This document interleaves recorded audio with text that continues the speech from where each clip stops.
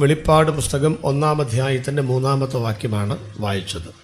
അധികം വാക്യങ്ങൾ വായിപ്പിക്കുന്നില്ല. ഒരു പക്ഷേ അവസാനമെങ്ങാനും 1-2 വാക്യങ്ങൾ വായിക്കേണ്ടി വന്നാൽ ആയി, അത്രയേ ഉള്ളൂ. ശ്രദ്ധിച്ചിരിക്കുക. വെളിപ്പാട് എന്ന് പറയുമ്പോൾ അതിൻ്റെ അർത്ഥം എന്താണെന്ന് ഈ കാലഘട്ടത്തിൽ പറയേണ്ട ആവശ്യമില്ല. വേദപുസ്തകം 2 ഭാഷകളിലാണ് എഴുതപ്പെട്ടിട്ടുള്ളതെന്നും നമുക്കറിയാം, എബ്രായ ഭാഷയും ഗ്രീക്ക് ഭാഷയും. വേദപുസ്തകത്തിൻ്റെ അവിടവിടങ്ങളിലായി ചില വാക്യങ്ങൾ അന്നത്തെ സംസാര ഭാഷയായ അരാമ്യ പദപ്രയോഗത്തിലുണ്ട്. ദാനിയേൽ പ്രവചനത്തിനകത്തുണ്ട്. 1 കൊരിന്ത്യർ 16-ാം അധ്യായത്തിൻ്റെ 23-ാമത്തെ വാക്യം, മർക്കോസിൻ്റെ സുവിശേഷം 16-ാം അധ്യായത്തിൻ്റെ ഒടുവിൽ ബ്രാക്കറ്റിലിട്ടിരിക്കുന്ന വേദഭാഗമൊക്കെ അങ്ങനെയുള്ള അരാമ്യ പദപ്രയോഗങ്ങളിലാണ് രേഖപ്പെടുത്തിയിട്ടുള്ളതെന്ന് ഞാൻ പറയാതെ നിങ്ങൾക്കറിയാം. ഈ എബ്രായ ഗ്രീക്ക് ഭാഷയിൽ ഇതിന് 2 പദങ്ങളാണ്. ഒന്ന് അപ്പോകാലിപ്സിസ് എന്ന പദവും 2 എസ്കറ്റോസ് എന്ന പദവുമാണ്. ഈ 2 പദത്തിന് മലയാളത്തിലേക്ക് നമ്മൾ അർത്ഥം സ്വീകരിക്കുമ്പോൾ കിട്ടുന്നത് മറ നീക്കുക എന്നാണ്. മറ നീക്കുക എന്ന് പറഞ്ഞാൽ ഇപ്പോഴത്തെ ഈ സാഹചര്യത്തിൽ മുകളിലേക്ക് നോക്കിയാൽ ഒരു പന്തലുണ്ട്. പന്തലുള്ളതുകൊണ്ട് ആകാശം കാണാനൊക്കത്തില്ല, രാത്രിയായാലും ഒട്ടും കാണത്തില്ല, പകലാണെങ്കിലും കാണാനൊക്കത്തില്ല. ആകാശം എന്ന് പറയുന്ന ആ തിരശ്ശീലയുടെ അപ്പുറത്ത് എന്താണ് ഉള്ളത് എന്ന് കഴിഞ്ഞ 4000 വർഷങ്ങൾ കൊണ്ട് നിരവധി ഭക്തന്മാർ ദൈവത്തോട് ചോദിച്ചിട്ടും വ്യക്തമായി തിട്ടമായി ഒരു മറുപടി പഴയമത്തിലെങ്ങും നമ്മൾ കാണുന്നില്ല. എന്നാൽ പുതിയ നിയമത്തിൽ പത്മോസിൻ്റെ പാറപ്പുറത്ത് മുട്ടുമടക്കിയ യോഹന്നാൻ്റെ ആത്മീക നേത്രങ്ങൾക്ക് കാണാവുന്ന വിധത്തിൽ ദൈവം തമ്പുരാൻ ആകാശമെന്ന തിരശ്ശീല വകഞ്ഞു മാറ്റി കാണിച്ചു കൊടുത്ത വെളിപ്പാടുകളുടെ ഒരു കലവറയാണ് വെളിപ്പാട് പുസ്തകം എന്ന് പറയുന്നത്. ഈ പുസ്തകം പണ്ടുകാലത്തൊക്കെ വായിക്കാൻ നമ്മൾ അല്പം ഒരു ഭയം ഉണ്ടായിരുന്നു. വെളിപ്പാട് പുസ്തകം വായിച്ച് ചെന്ന് ചോദിച്ചാൽ, അർത്ഥം ചോദിച്ചാൽ, ആര് പറഞ്ഞു നിന്നോട് വെളിപ്പാട് പുസ്തകം വായിക്കാൻ, വേറെ ഒന്നും കിട്ടിയില്ലേ എന്ന് തിരിച്ച് ചോദിച്ച് രക്ഷപ്പെടുന്നവരെയും നമ്മൾ പണ്ട് കാലങ്ങളിലൊക്കെ കണ്ടിട്ടുണ്ട്. ഇന്ന് അത്ര പ്രശ്നമൊന്നുമല്ല. ഇഷ്ടംപോലെ വ്യാഖ്യാന ഗ്രന്ഥങ്ങളുണ്ട്. എല്ലാം സെർച്ച് ചെയ്താൽ കിട്ടുന്ന ധാരാളം കാര്യങ്ങളാണ്. 22 അധ്യായങ്ങളിലും വെളിപ്പാടുകളുടെ ഒരു കൂമ്പാരമാണുള്ളത്. ക്രമമായി പറഞ്ഞാൽ 1-ാം അധ്യായത്തിൽ മാറത്ത് പൊൻകച്ച കിട്ടിയ മനുഷ്യപുത്രൻ്റെ സദൃശനായ യേശുക്രിസ്തുവിൻ്റെ വെളിപ്പാടാണ്.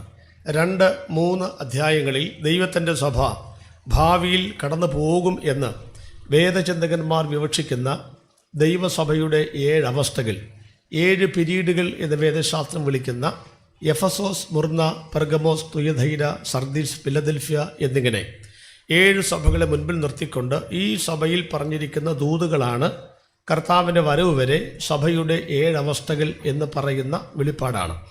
4-ാം അധ്യായത്തിൽ 24 മൂപ്പന്മാർക്ക് നടുവിലുള്ള ദൈവിക സിംഹാസനത്തിൻ്റെ വെളിപ്പാടും 5-ാം അധ്യായത്തിൽ ദാവീദിൻ്റെ വേരും ശുഭ്രനക്ഷത്രവുമായവൻ 7 മുദ്രകളാൽ മുദ്രയിടപ്പെട്ടിരിക്കുന്ന പുസ്തകം തുറക്കുന്നതിൻ്റെ വെളിപ്പാടുമാണ്. 6-ാം അധ്യായം മുതൽ 16-ാം അധ്യായം വരെ കർത്താവിൻ്റെ സഭ ഇവിടെ നിന്നും എടുക്കപ്പെട്ട ശേഷം, അഥവാ ഉൽപ്രാവണ അനന്തരം, ഞാൻ വിശ്വസിക്കുന്ന കാര്യമാണ് പറയുന്നത്. അതിനൊക്കെ എതിരുള്ള ആളുകൾ കണ്ടേക്കാം. തർക്കവിതർക്കങ്ങൾക്കുള്ള വേദിയല്ല ഇത് എന്നുള്ളത് കൊണ്ട് ഞാനത് തൊടുന്നില്ല. അനന്തരം, അതായത് കൃത്യമായിട്ട് പറഞ്ഞാൽ മഹാപീഡന കാലഘട്ടത്തിൽ ഇവിടെ എതിർക്രിസ്തുവിൻ്റെ 7 വർഷത്തെ ഭരണകാലയളവിൽ 2ാമത്തെ പകുതിയായ 3.5 കൊല്ലത്തിനിടയിൽ ദൈവം തമ്പുരാൻ സ്വർഗത്തിൽ നിന്ന് ഭൂമിയിലേക്ക് അയക്കുന്ന 60-ൽ പരം ബാധകളിൽ 50-ൽ പരം ബാധകളുടെ വെളിപ്പാടാണ്. 17-ാം അധ്യായത്തിൽ മർമ്മം മഹദിയ ബാബിലോൺ, അതിൻ്റെ ന്യായവിധിയുടെ വെളിപ്പാടും 18-ൽ മഹദിയ ബാബിലോണിൻ്റെ വെളിപ്പാടുമാണ്. 2 ഒന്നല്ല, 2 ആണെന്ന് വ്യക്തമായി പഠിച്ചാൽ മനസ്സിലാകും. 19-ൽ ആത്മീക മണവാട്ടിയും പ്രിയയും തോഴിയും കാന്തയുമാകുന്ന ദൈവസഭയെ, അഥവാ നമ്മെ, പ്രിയനും തോഴനും മണവാളനും കാന്തനുമാകുന്ന ക്രിസ്തു വേളി കഴിക്കുന്ന കുഞ്ഞാടിൻ്റെ വിവാഹത്തിൻ്റെ വെളിപ്പാടാണ്. 20-ാം അധ്യായത്തിൽ വേദപുസ്തകത്തിലെ 11 സിംഹാസനങ്ങളും 7 ന്യായവിധികളും ക്രോഡീകരിച്ച് പഠിക്കുമ്പോൾ കിട്ടുന്ന പ്രധാനപ്പെട്ട 3 ന്യായവിധികളും 3 സിംഹാസനങ്ങളിലും മരിച്ചവർക്കുള്ള ന്യായവിധിയായ വെള്ള സിംഹാസനത്തെക്കുറിച്ചും ഒറ്റ പ്രതിപക്ഷം പോലുമില്ലാതെ 1000 വർഷം യെരുശലേമിൽ കസേരയിട്ട് യേശുക്രിസ്തു ഭരിക്കുന്ന സഹസ്രാബ്ദ വാഴ്ചയെക്കുറിച്ചുമുള്ള വെളിപ്പാടാണ്. 21-ാം അധ്യായത്തിൽ ഭർത്താവിനായി അലങ്കരിച്ചിട്ടുള്ള യെരുശലേം എന്ന വിശുദ്ധ നഗരം സ്വർഗത്തിൽ നിന്ന് ദൈവ തേജസ്സുള്ളതായി ഇറങ്ങുന്നതിൻ്റെ വെളിപ്പാടാണ്. ഒടുവിലത്തേതും അവസാനത്തേതുമായ 22-ാം അധ്യായത്തിൽ കർത്താവിൻ്റെ സഭ നിത്യതയിലേക്ക് മറയുന്ന വെളിപ്പാടാണ്.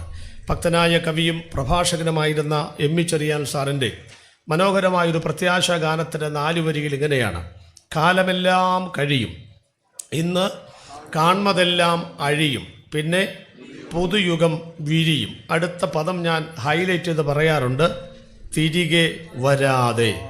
എവിടെ പോയാലും തിരികെ വരണം. ഈ യോഗത്തിന് വന്നാൽ പോലും എപ്പോഴാ നിർത്തുന്നത്, എപ്പോഴാ തിരികെ പോകുന്ന ഇടയ്ക്കിടയ്ക്ക് വാച്ചിൽ നോക്കിക്കൊണ്ടിരിക്കും. പക്ഷേ അങ്ങനെ എങ്ങനെയും പോകാൻ ഒക്കാത്ത സ്ഥലവും പോയാൽ തിരിച്ചു വരാത്തൊരു സ്ഥലവും ദൈവമക്കൾക്കുണ്ട്. അത് നിത്യതയാണ്. അവിടെ പോയാൽ നമ്മൾ തിരിച്ചു വരികയില്ല. അങ്ങനെ 22 അധ്യായങ്ങളിലൂടെ 404 വാക്യങ്ങളിലൂടെ ഭൂമിയിൽ ചവിട്ടി നിൽക്കുന്ന മനുഷ്യന് നോക്കിക്കാണുന്ന നീലാകാശത്തിനപ്പുറത്ത് എന്തുണ്ട് എന്ന ചോദ്യത്തിന് ആ തിരശ്ശീല വകഞ്ഞു മാറ്റി നമ്മുടെ കയ്യിൽ കൈയടക്കത്തോടെ കുത്തിക്കെട്ടി കറുത്ത മഷി വെളുത്ത അക്ഷരത്തിൽ വെളുത്ത കടലാസിൽ പുരട്ടി ഒരു പക്ഷേ 100 രൂപ മുതൽ 1000-ഓ 10,000-ഓ ലക്ഷക്കണക്കിന് രൂപകളോ കൊടുത്താൽ കിട്ടുന്ന ഈ പുസ്തകം കൈയടക്കത്തോടെ ഈ വെളിപ്പാട് ഗ്രന്ഥം നമ്മുടെ കയ്യിൽ തന്ന ദൈവത്തെ ഇന്ന് രാത്രിയിൽ ആദ്യമായി സ്തുതിക്കുകയാണ്. വാക്യം 3-ാമത്തെ വാക്യം: ഈ പ്രവചനത്തിൻ്റെ വാക്കുകളെ. ബൈബിൾ ഒരു പ്രവചന ഗ്രന്ഥമാണ്. 600,000 പ്രവചനങ്ങൾ നിറവേറി അവ ചരിത്രത്തിൽ ഭൂതകാലത്ത് തങ്കലിപികളാൽ ആലേഖനം ചെയ്യപ്പെട്ടു കഴിഞ്ഞു. എത്രയോ പ്രവചനങ്ങൾ നിറവേറിക്കൊണ്ട് വർത്തമാന കാലഘട്ടത്തിലും വേദപുസ്തകത്തിൻ്റെ ദൈവശ്വാസീയത ദൈവമെന്നും അരക്കിട്ടുറപ്പിച്ചുകൊണ്ടിരിക്കുകയാണ്. ലോട്ടറിക്കാരൻ പറയുന്ന പോലെ അങ്കുലി പരിമിതമായ പ്രവചനങ്ങൾ മാത്രമേ അനധിവിദൂര ഭാവിയിൽ ഇനി നിറവേറുവാനായിട്ട് ഉള്ളൂ. അഥവാ നിറവേറിക്കഴിഞ്ഞതും നിറവേറിക്കൊണ്ടിരിക്കുന്നതും നിറവേറാനുള്ളതുമായ പ്രവചനങ്ങളാൽ നിബിഡീകൃതമായൊരു ഗ്രന്ഥമാണ് വിശുദ്ധ ബൈബിൾ. അതുകൊണ്ടാണ് ആ വാക്ക് വരാൻ കാരണം. ഈ പ്രവചനത്തിൻ്റെ വാക്കുകളെ വായിച്ച് കേൾപ്പിക്കുന്നവൻ ഭാഗ്യവാൻ. ഈ വാക്യം വായിച്ചു കേൾപ്പിച്ചത് ആരാണെന്നറിയാമല്ലോ. ബഹുമാനപ്പെട്ട സഹോദരിയാണ് ഈ വാക്യം വായിച്ചു കേൾപ്പിച്ചത്. നമ്മളെല്ലാവരും പുസ്തകം കൊണ്ടുവരുന്നവരാണെന്നറിയാം. എന്നാലും ആരെങ്കിലുമൊക്കെ വായിച്ചോളും എന്ന് കരുതി ആരും അങ്ങനെ തുറക്കാറുമില്ല. എന്തായിരുന്നാലും കൊണ്ടുവരുന്നല്ലോ, കൊണ്ടുപോകുന്നല്ലോ, അതിനായിട്ട് ദൈവത്തിന് സ്തോത്രം. അപ്പോൾ ഈ വാക്യം വായിച്ച സഹോദരിയെക്കുറിച്ച് ആദ്യം തന്നെ ദൂത് പറയുകയാണ്, ഭാഗ്യവതിയാണ്. എന്താ കാരണം? വാക്യം വായിച്ചത് ആരാണോ അവരാരാണ്? ഭാഗ്യവാന്മാരാണെന്ന് വചനം പറയുന്നു. അങ്ങനെ പറയുമ്പം മറ്റുള്ളവർക്ക് തോന്നലുണ്ടാകും, എന്നാൽ പിന്നെ ആ സഹോദരി വായിച്ചത് മതി. ഇനി ഏതായാലും വാക്യങ്ങൾ വായിക്കുകയാണെങ്കിൽ ഞങ്ങൾ വായിച്ച് ആ ഭാഗ്യത്തിൻ്റെ ഒരു പങ്ക് ഞങ്ങൾക്കും കൂടെ കിട്ടുമല്ലോ എന്ന് വിചാരിച്ചാലും വലിയ തെറ്റൊന്നുമില്ല. എന്നാലും യൂത്ത് ആളുകൾ വായിക്കുമ്പം മൂത്തവർ ആവേശം പിടിച്ച് യൂത്ത് മീറ്റിങ്ങിൻ്റെ ബൈബിൾ റെഫറൻസിൻ്റെ വാശിയോടെ വായിക്കുന്ന പോലെ പേജൊന്നും വലിച്ചു കീറണ്ട, അനങ്ങാതിരുന്നേച്ചാൽ മതി. 2ാമത്തെ ഭാഗം നിങ്ങൾക്കുള്ളതാണ്. പിള്ളേർ വായിക്കട്ടെ. കേട്ടുകൊണ്ടിരിക്കുന്നവൻ ഭാഗ്യവാൻ. കേട്ടുകൊണ്ടിരിക്കുക എന്ന് പറഞ്ഞാൽ അവിടെ എനിക്ക് കുറച്ച് നിൽക്കാനൊക്കെ താല്പര്യമുണ്ട്. കാരണം പണ്ട് കാലത്ത് ഇവിടെ ചാതുർവർണ്ണ്യം എന്ന് പറഞ്ഞൊരു കാലഘട്ടം ഉണ്ടായിരുന്നു. പറഞ്ഞാൽ ഉയർന്ന ജാതിക്കാരനെ താണ ജാതിക്കാരൻ കണ്ടാൽ വഴിമാറിപ്പോകേണ്ട ഒരു ദുരവസ്ഥ നമ്മുടെ നാട്ടിലുണ്ടായിരുന്നു. 64 അടി 32 അടി 16 അടിയൊക്കെ റോമൻ ചാട്ടവാർ കൊണ്ടുള്ള അടിയല്ല, അകലം മാറിപ്പോകേണ്ട അങ്കുലത്തിൻ്റെ അടിയുടെ കണക്കാണ് ഈ പറയുന്നത്. അങ്ങനെ ഇവിടെ ചാതുർവർണ്ണ്യമില്ല കാലം ഉണ്ടായിരുന്നു. നിങ്ങൾക്കറിയാമല്ലോ, മലയെപ്പുലയനാം മാടത്തിന് മുറ്റത്ത് മഴ വന്ന നാളൊരു വാഴ നട്ടു, മനതാരിലാശകിൽ പോലതിൽ ഓരോരോ മരതക ആണ്ട് ചെല്ല് ചിന്തിച്ചുകൊണ്ടിരിക്കുന്നു. അത് സഭാപ്രസംഗയാണോ സങ്കീർത്തനമാണോ ഉത്തമേനോ പിടിയില്ലല്ലോ. ഈ പറഞ്ഞൊന്നുമല്ല, ചെങ്ങമ്പുഴയുടെ വാഴക്കൊലയാണ്. അപ്പോൾ അതിനകത്താണ് ഞാൻ പറഞ്ഞത്. അതുകൊണ്ട് അതിനകത്ത് രാസവളമൊന്നും വിടാതെ ജൈവവളം മാത്രമിട്ട് വളർത്തിക്കൊണ്ടുവരുന്ന വാഴക്കൊല തമ്പ്രാക്കന്മാരുടെ മുറ്റത്തും കരഞ്ഞുകൊണ്ടിരിക്കുന്ന പിണ്ടി പുഴുങ്ങിത്തിന്നാൻ പാവപ്പെട്ടവനും മുക്കിയും മൂളിയും ഇടുന്ന മുട്ട 1 ഡസനാകുമ്പോൾ തിരുവാതിര കണക്കെ ഏവാന്മാരുടെ മുറ്റത്ത് നിരത്തി വെക്കണം. പുറകെ വരുന്ന കാഷ്ടം അവൻ്റെ വാഴയ്ക്കും ചീരയ്ക്കും ഇടാം. നടുവിന് നിവരാതിരിക്കുവാൻ നാടുവാഴിയുടെ ഓലക്കുടകൾ നടുവിന് കുത്തി നിന്നുകൊണ്ട് രാവിലെ മുതൽ വൈകിട്ട് വരെ ഞാറ് നടുവിച്ചിരുന്നൊരു കാലഘട്ടം ലോകത്തിലുണ്ടായിരുന്നു. മുകളിലത്തെ കണ്ടത്തിൽ നിന്ന് താഴത്തെ കണ്ടത്തിലേക്ക് വരമ്പ് പൊട്ടിച്ചു വിട്ടാൽ വെള്ളം പെട്ടെന്ന് പോകും, പണി നേരത്തെ തീരുമെന്ന് പറഞ്ഞ് രാവിലെ മുതൽ വൈകിട്ട് വരെ അവന് പണിയെടുക്കേണ്ടതിന് മരക്കട്ടകൾ കൊണ്ട് തുലാക്കട്ടകൾ ഉണ്ടാക്കി വെള്ളം തേകി ഒഴിച്ച് ബുദ്ധിയില്ലാത്തവരെ കൊണ്ട് അടിമപ്പണി ചെയ്യിപ്പിച്ചിരുന്നൊരു കാലഘട്ടം ഇവിടെ ഉണ്ടായിരുന്നു. പാടത്തിൻ്റെ വരുമ്പത്തോടെ ചെല്ലുമ്പോൾ ഉയർന്ന ജാതിക്കാരൻ വരുമ്പോൾ അവന് പിറകോട്ട് പോകാൻ സമയമില്ല. അതുകൊണ്ട് കണ്ടം വഴി ഓടുക എന്ന പദമൊക്കെ അവിടുന്ന് വന്നാണോ എന്ന് എനിക്കറിയില്ല. ഏതായിരുന്നാലും അവൻ സ്ഥലം വിട്ടിരുന്നു. അങ്ങനത്തെ ഒരു കാലം നമ്മുടെ നാട്ടിലുണ്ടായിരുന്നു പ്രിയപ്പെട്ടവരെ. അതിനകത്ത് ഒരു കാര്യം മാത്രം പറയാം. അക്കാലങ്ങളുണ്ടായിരുന്ന ഒരു ആശയമുണ്ട്. താണജാതിക്കാരൻ ഈശ്വരൻ്റെ നാമം ജപിച്ചാൽ അവൻ്റെ നാവിനെ മുറിവേൽപ്പിക്കണമെന്നും അവൻ ഈശ്വരനാമം കേട്ടാൽ അവൻ്റെ ചെവിയിൽ ഈയം ഉരുക്കി ഒഴിക്കണമെന്നുള്ള കിരാതമായ അഴിക്കാനാകാത്ത അന്ധകാരം പിടിച്ച നിയമങ്ങൾ നിലനിർത്തുന്നിരുന്ന ഈ കേരളത്തിൻ്റെ മണ്ണിൽ നിന്നുകൊണ്ട്, ഈ പന്തളത്തിൻ്റെ മണ്ണിൽ നിന്നുകൊണ്ട് ഇന്ന് രാത്രിയിൽ 18ാമത്തെ കൺവെൻഷനിൽ ദൈവമക്കൾ വചനം ഉദ്ധരിച്ചുകൊണ്ട് പറയുന്നു, ഈ വചനം കേട്ടവൻ്റെ ചെവിയിൽ ഈയം ഉരുക്കി ഒഴിക്കേണ്ടി വരില്ല. ഈ നാമം ഉദ്ധരിക്കുന്നവൻ്റെ നാവിൽ ഒരു മുറിവുമേൽപ്പിക്കേണ്ടി വരില്ല. ഈ നാമം പറഞ്ഞാൽ നിന്റെ കെട്ട് ഇന്ന് രാത്രി പൊട്ടിമാറും. ഇത് വേണ്ടതുപോലെ സ്വീകരിച്ചാൽ ഇതുവരെ കേൾക്കാത്ത അനുഗ്രഹിക്കപ്പെട്ട വചനങ്ങൾ നിങ്ങളുടെ ഉള്ളിൽ ഉറയ്ക്കുവാനിടയായി തീരും. അതുകൊണ്ട് അതിലേക്ക് ഞാൻ അധികം പ്രവേശിപ്പിക്കുന്നില്ല. മൂന്നാമത്തേതാണ് കാരുണ്യ ബമ്പർ ലോട്ടറി. ഇത് പ്രമാണിക്കുന്നവൻ ഭാഗ്യവാൻ. എന്നിട്ട് പറയുകയാണ്, സമയം എന്ത് ചെയ്തിരിക്കുന്നു? അടുത്തിരിക്കുന്നു. 2 കാര്യങ്ങൾക്കുള്ള സമയമാണ് പറയേണ്ടത്. 2 കാര്യങ്ങൾ നിശ്ചയമാണ്, 2 കാര്യങ്ങൾ നിശ്ചയമില്ല. എന്താ പദം പറയാനുള്ള കാരണം? 1 മരണമാണ്, 2 കർത്താവായ യേശുക്രിസ്തുവിൻ്റെ പുനരാഗമനമാണ്. ഇത് രണ്ടിനും നിശ്ചയമില്ല, നിശ്ചയമുണ്ട് എന്ന് പറഞ്ഞാൽ സമയം നിശ്ചയമില്ല, രണ്ടും നിശ്ചയമുണ്ട്. ഒന്നാമത്തേത് മരണമാണ്, മരണം സംഭവിക്കും, അത് ഉറപ്പാണ്. രണ്ടാമത്തേത് യേശുക്രിസ്തുവിൻ്റെ പുനരാഗമനമാണ്, അതും ഉറപ്പാണ്. മരണം സംഭവിക്കും എന്ന് ഞാൻ പറഞ്ഞപ്പോൾ നിങ്ങളൊരു ഹല്ലേലൂയ പറയും എന്ന് ഞാനും വിചാരിച്ചിട്ടില്ല. കാരണം മരണം എനിക്കങ്ങനെ വലിയ കുഴപ്പമൊന്നുമില്ല. ജീവിക്കുന്ന ക്രിസ്തുവും മരിക്കുന്ന ലാഭം എന്നൊക്കെ പറഞ്ഞാലും ഒരു പകുതി നുണയാണെന്നൊക്കെ സ്തോത്രം പറയാമായിരുന്നപ്പോൾ എനിക്ക് മനസ്സിലായി. പക്ഷേ അതങ്ങോട്ട് വിട്ടുകളയാം. മരണം പാപമാണ്, മരണം ലാഭമാണെന്നൊക്കെ അറിയണമെങ്കിൽ മരിച്ചു നോക്കാതെ രക്ഷയില്ലല്ലോ. അതുകൊണ്ട് ഞാൻ ആ ഭാഗത്തേക്ക് കടക്കുന്നില്ല. ഒരു കാര്യം ഞാൻ പറയാം, മറ്റുള്ളവർ മരിക്കുന്ന പോലെയൊന്നുമല്ല നമ്മുടെ മരണത്തിൽ എന്നുള്ള കാര്യം നമ്മൾ മറന്നു പോകരുത്. രണ്ടാമത്തെ ഭാഗത്ത് മാത്രമേ തൊടുന്നുള്ളൂ. ഈ മരണം എപ്പോൾ സംഭവിക്കട്ടെ അത് വലിയ പ്രശ്നമല്ലെങ്കിലും യേശു വരാറായി എന്ന് ഞാൻ പറഞ്ഞപ്പോൾ, പണ്ടത്തെ പെന്തക്കോസ്ത് ലോകത്തെല്ലാം ഞാൻ പ്രസംഗിച്ചിരുന്നെങ്കിൽ അക്ഷരാഭ്യാസമില്ലെന്ന് നമ്മൾ ആവർത്തിച്ച് പറയുന്ന അമ്മച്ചിമാരും അപ്പച്ചന്മാരും ഒക്കെ മൺകലത്തിൽ നിന്ന് മലര് പൊട്ടുന്നതിൽ എഴുന്നേറ്റ് നിന്ന് ഒരു ഹല്ലേലൂയ പറഞ്ഞ് എനിക്ക് പ്രോത്സാഹനം തരുമായിരുന്നു. കാലം മാറിയില്ലേ? പിള്ളേരെല്ലാം വിദേശത്ത് പോയി 2 നില കെട്ടിടമൊക്കെ പണിത് വെച്ചിരിക്കുകയാണല്ലേ. ഒരു നിലയിലും അല്ലാത്തവൻ 2 നില വീടൊക്കെ പണിതു. VLC നേഴ്സൊക്കെ അങ്ങനെ തകൃതിയായിട്ട് നടക്കുകയാണല്ലോ. 5 മക്കളെ തരണം, 5 മക്കളെ കൊടുത്തു. അടുത്ത പ്രാർത്ഥന 5 ഭൂഖണ്ഡത്തിലേക്ക് അയക്കണം, 5 ഭൂഖണ്ഡത്തിലും പോയി. നമ്മളിപ്പോൾ എങ്ങനെ വൃത്തസദനമായിട്ടൊക്കെ തീരുകയാണെങ്കിലും സത്യം പറഞ്ഞാൽ ഈ മണ്ഡലം എന്താ പറയുക, മംഗളം നൽകുമെന്ന് വിചാരിച്ച കവിങ്ങ് നോട്ടം വെട്ടിക്കളഞ്ഞു. പിന്നെന്താണ് ഐശ്വര്യം നൽകുമെന്ന് വിചാരിച്ച GT1 105 തെങ്ങൊക്കെ വെട്ടിക്കളഞ്ഞ് ആകപ്പാടെ വിദ്യാഭ്യാസം ഒരു കൃഷി പോലെ കണക്കാക്കി പിള്ളേരെല്ലാം വിദേശത്ത് വിട്ട് മാസം തോറും 40,000 50,000 1 ലക്ഷമൊക്കെ വന്നിങ്ങനെ മെച്ചപ്പെട്ട് ജീവിക്കാം എന്ന് കരുതി ജീവിക്കുമ്പോഴാണ് ഉപദേശി ചങ്കിത്തടുക്കുന്ന വാക്ക് പറയുന്നത് യേശു വരാൻ പോവുകയാണെന്ന്. നിങ്ങളുടെ ഇരിപ്പ് കണ്ട് എനിക്ക് പറയാൻ തോന്നുന്നു, ഇതിനൊക്കെ ഭേദം ഒരു കത്തി എടുത്ത് ചങ്കിനോട്ട് നേരിട്ടങ്ങ് കുത്തി മലർത്തുകയല്ലായിരുന്നോ എന്നാണ് പറയാൻ തോന്നുന്നത്. ആര് പറഞ്ഞാലും ആര് സ്വത്രം പറഞ്ഞില്ലെങ്കിലും പ്രിയപ്പെട്ടവരെ, കാലം അതിൻ്റെ കടശി സമയത്താണ് നിൽക്കുന്നത്.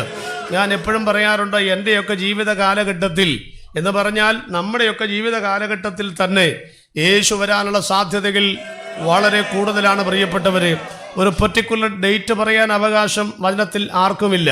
എന്നാൽ യേശു പറഞ്ഞിട്ടുണ്ട്, ആകാശം ചുവന്ന് കണ്ടാൽ ഇന്ന് നിങ്ങൾക്ക് നല്ല മഴക്കോൾ ഉണ്ടാകുമെന്നും തെളിവായി കണ്ടാൽ നല്ല കാലാവസ്ഥയായിരിക്കുമെന്നും പറയാൻ അറിയാമെങ്കിൽ എന്തുകൊണ്ട് കാലത്തിൻ്റെ ലക്ഷണങ്ങളെ വിവേചിക്കുവാൻ കഴിയുകയില്ല എന്ന് യേശുക്രിസ്തു പറഞ്ഞിട്ടുണ്ട്. അതുകൊണ്ട് നാളും നാഴികയൊന്നും ഞാൻ പറയാൻ നിൽക്കുന്നില്ല, അങ്ങോട്ടേക്ക് ഞാൻ കടക്കുന്നുമില്ല. നാളും നാഴികയും പറയാൻ നമുക്ക് ആർക്കും പറ്റത്തില്ലല്ലോ. മത്തായിയുടെ സുവിശേഷത്തിലുണ്ട് 24:37 44 വരുമ്പോഴുണ്ട്, നനയാത്ത നാഴികയിൽ. അറിയാമല്ലോ, മനുഷ്യപുത്രൻ വരുന്നതോട് നിങ്ങളും എന്ത് ചെയ്യണം? ഒരുങ്ങിയിരിക്കണം. നനയാത്ത നാഴിക എന്ന് പറഞ്ഞ അർത്ഥം എന്താ? പർട്ടിക്കുലർ ഡേറ്റ് നമുക്ക് പറയാൻ ഒക്കത്തില്ലെന്ന് തന്നെയാണ്. ഒരു ഉദാഹരണം പറഞ്ഞാൽ, സ്വന്തം ജന്മദിനം അറിയാവുന്ന ആളുകൾ ഒന്ന് കൈപൊക്കിക്ക്. ഒരു പ്രസംഗത്തിൻ്റെ ഉഷാറിന് വേണ്ടിയ കുറച്ച് പേർക്കറിയാം, കുറച്ച് പേർക്ക് ജനിച്ച ദിവസം പോലും അറിയില്ല. എന്നാലും ഇന്നൊരു യോഗമുണ്ടെന്നുള്ള വിവരം പറഞ്ഞ് വന്നല്ലോ, നിങ്ങൾക്കാണ് ഒരു ബിഗ് സല്യൂട്ട്. ഈ രണ്ടാമത് കൈ പൊക്കിയവരോട് ചോദിക്കുകയാണ്, അത് തിങ്കൾ ചൊവ്വ ബുധൻ വ്യാഴം വെള്ളി ശനി ഞായർ ഏത് ദിവസമാണെന്ന് അറിയാവുന്നൊരു കൈപൊക്കിക്ക് ആദ്യം പൊക്കിയവർ കുറച്ച് പേരുണ്ട്, വല്ല ലേഴ്സിങ്ങിനൊക്കെ പോയവരായിരിക്കും. ഇനി ഒന്നും കൂടെ ചോദിക്കട്ടെ, അത് ഏത് നാഴികയാണെന്ന് അറിയാവുന്നൊരു കൈപൊക്കിക്ക് ഏതാണ്ട് പിടിവിട്ട ലക്ഷണം, അവിടാനുള്ള മട്ടില്ല. ഒന്നുകൂടെ, അത് ഏത് വിനാഴികയാണെന്ന് അറിയാവുന്നൊരു കൈപൊക്കിക്ക് അവിടം വിട്ടു. ഇപ്പോഴാരും തലയൊറിയരുത്, കണ്ണട ഊരരുത്, എന്നും ചിന്തിക്കരുത്. അപ്പോൾ സംഗതി പിടിവിട്ടല്ലോ, ഇപ്പം അർത്ഥം മനസ്സിലായില്ലോ. ഈ നാഴിക വിനാഴിക ആർക്കറിയാവുന്നത്?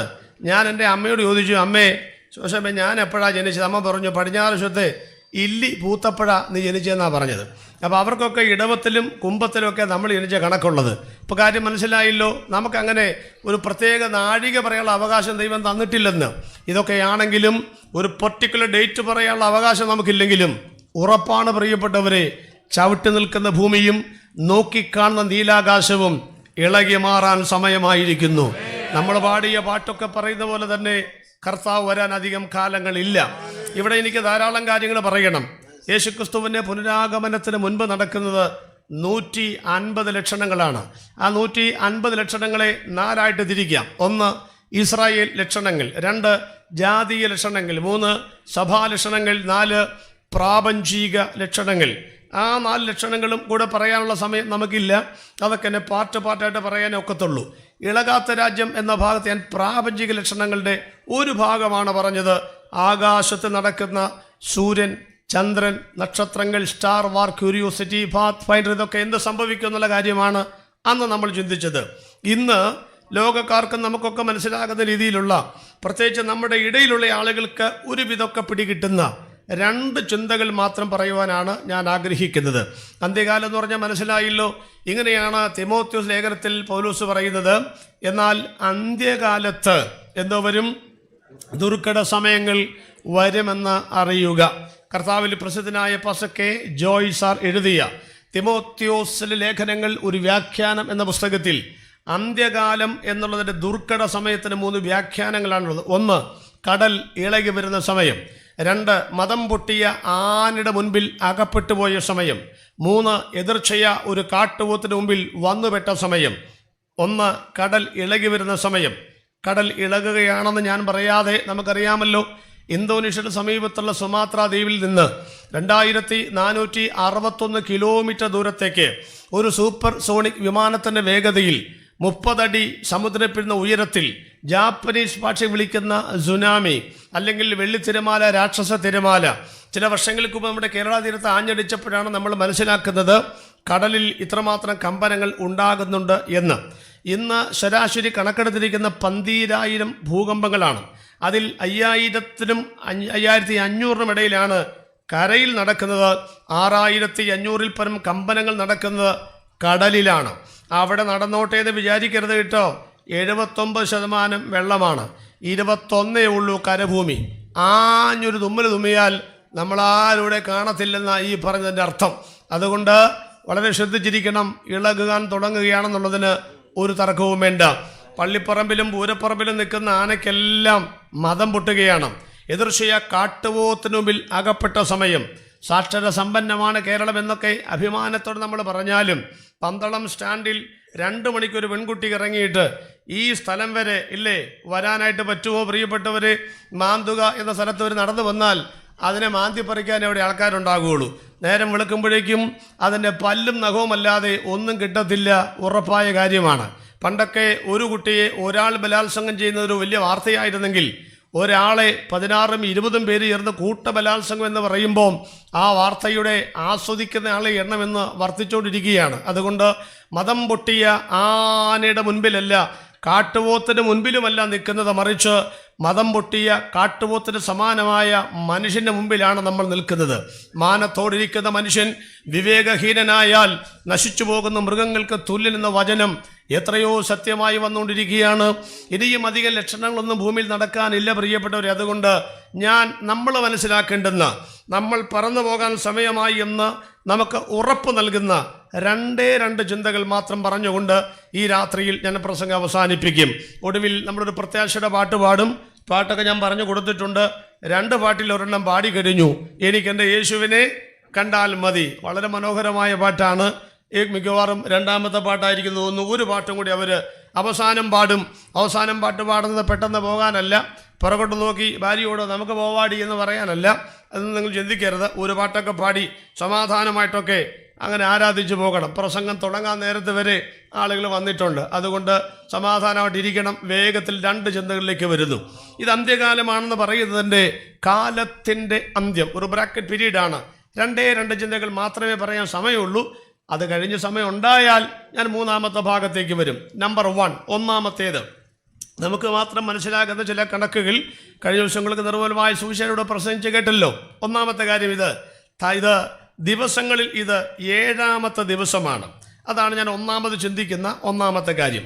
2ാമത്തെ കാര്യം ഇതാണ്, ഇത് തലമുറകളിൽ 7ാമത്തെ തലമുറയാണ്. 2 കാര്യങ്ങളെ പറഞ്ഞിട്ടുള്ളൂ, മറന്നു പോകരുത്. 1, ഇപ്പോൾ നമ്മൾ ജീവിക്കുന്നത് എന്താണ്? ദിവസങ്ങളിൽ 7ാമത്തെ ദിവസത്തിലാണ്. 2ാമത്തെ കാര്യം, ഇത് 7ാമത്തെ തലമുറയാണ്. ഇത്രയും മാത്രം പറഞ്ഞ് അതിൻ്റെ വിശദാംശങ്ങളിലേക്ക് പ്രവേശിക്കണം. ഒന്നാമത്തെ കാര്യം, ഇത് ദിവസങ്ങളിൽ 7ാമത്തെ ദിവസമാണ്. അങ്ങനെയൊക്കെ പറഞ്ഞാൽ വല്ലതും മനസ്സിലാകുമോ? ഇന്ന് വെള്ളിയാഴ്ചയാണെന്ന് പറഞ്ഞാൽ നമുക്ക് മനസ്സിലാവും, ഇല്ലേ? വെള്ളിയാഴ്ചയാണെന്ന് പറഞ്ഞാൽ മനസ്സിലാകും. ദിവസങ്ങളിൽ 7ാം ദിവസം എന്ന് പറഞ്ഞാൽ എന്താ? നമുക്ക് ഉൽപ്പത്തി പുസ്തകത്തിലേക്ക് വരാം. എടുക്കുമൊന്നും വേണ്ട, എൻ്റെ മുഖത്തേക്ക് നോക്കിയിരുന്നേച്ചാൽ മതി. അതൊക്കെ എടുക്കാനുള്ളവർ എടുത്തോളും, അതും എടുക്കണ്ട, അവിടെ ഇരുന്നോട്ടെ. ഉൽപ്പത്തി പുസ്തകത്തിൽ നമ്മൾ വരുമ്പോൾ ദൈവം തമ്പുരാൻ അവിടെ എത്ര ദിവസമാണ് സൃഷ്ടിക്കുന്നത്? 7 ദിവസങ്ങളാണ്. അതിൽ 6ാമത്തെ ദിവസമാണ് ആരെ സൃഷ്ടിച്ചത്? മനുഷ്യനെ സൃഷ്ടിച്ചത്. 7ാം ദിവസം ഒന്നും സൃഷ്ടിച്ചിട്ടില്ല. ഉൽപ്പത്തി പുസ്തകം 2ാം അധ്യായത്തിൻ്റെ 1ാമത്തെ വാക്യത്തിലേക്ക് വരുമ്പോൾ, അനന്തരം ദൈവം തൻ്റെ സകല പ്രവൃത്തിയിൽ നിവൃത്തനായിരുന്നു, അതിനെ ശുദ്ധീകരിച്ചു. അതാണ് ശബ്ബത്ത്, അതാണ് വിശ്രമം. അത് പഴയമത്തിൽ 4 വകുപ്പുകളിൽ ഉണ്ട്. അവിടെ നിൽക്കട്ടെ. അപ്പോൾ നമ്മെ സൃഷ്ടിച്ച എത്രാം ദിവസമാണെന്ന് മനസ്സിൽ എത്രാം ദിവസമാണ്? 6ാമത്തെ ദിവസമാണ്. 6 ഒരു മനുഷ്യൻ്റെ സംഖ്യയാണ്. അത് ദുർവ്യാഖ്യാനം ചെയ്യരുത്. ചില ആളുകൾ ഈയിടെ ഞാൻ ഒരു മാസികയിൽ വായിച്ചു കേട്ടു, പിന്നെ അത് ഒരു മനുഷ്യൻ്റെ സംഖ്യ അതെത്രയാണ്?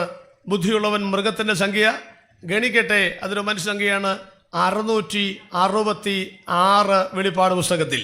അത് വായിച്ചു വ്യാഖ്യാനിച്ചിട്ട് ഒരു മഹാൻ എഴുതിയിരിക്കുക. അതുകൊണ്ട് അന്തിക്രിസ്തു വരുന്നത് 3 നിന്നാണ്. നിങ്ങളെങ്ങാനും കേട്ടായിരുന്നു? എന്ന് പറഞ്ഞാൽ 3 ഉള്ള സ്ഥലമാണ് ഏത്? മൂന്നാർ എന്നാണ് ഇങ്ങയുടെ കണ്ടുപിടുത്തം. ഞാൻ എറണാകുളം ജില്ലയിൽ താമസിക്കുന്ന ആളാണ്. എൻ്റെ നാട് പെരുമ്പാവൂർ വേങ്ങൂരാണ്. അവിടെ ആണ് ഞാൻ ജനിച്ചതും വളർന്നതുമൊക്കെ. എൻ്റെ അറിവിൽ ഞങ്ങളുടെ തൊട്ടടുത്തുള്ള മൂവാറ്റുപുഴ 3 കൂടിയ സ്ഥലമാണ്. പക്ഷേ ഇങ്ങേര് അത് കണ്ടുപിടിച്ചിട്ടില്ല. ഒരാറുമില്ലാത്ത മൂന്നാറിലേക്ക് പോയിച്ചു പറയുകയാണ് അതാണ് മൂന്നാർ. അവിടെ നിന്നാണ് എതിർ ക്രിസ്തു വരാനുള്ള സാധ്യത. പറഞ്ഞിട്ട് കാര്യമില്ല.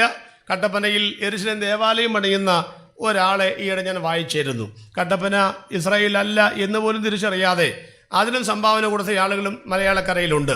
എന്നാ പറഞ്ഞാലും പുറകെ പോകുന്നവരൊക്കെ ഉണ്ടല്ലോ.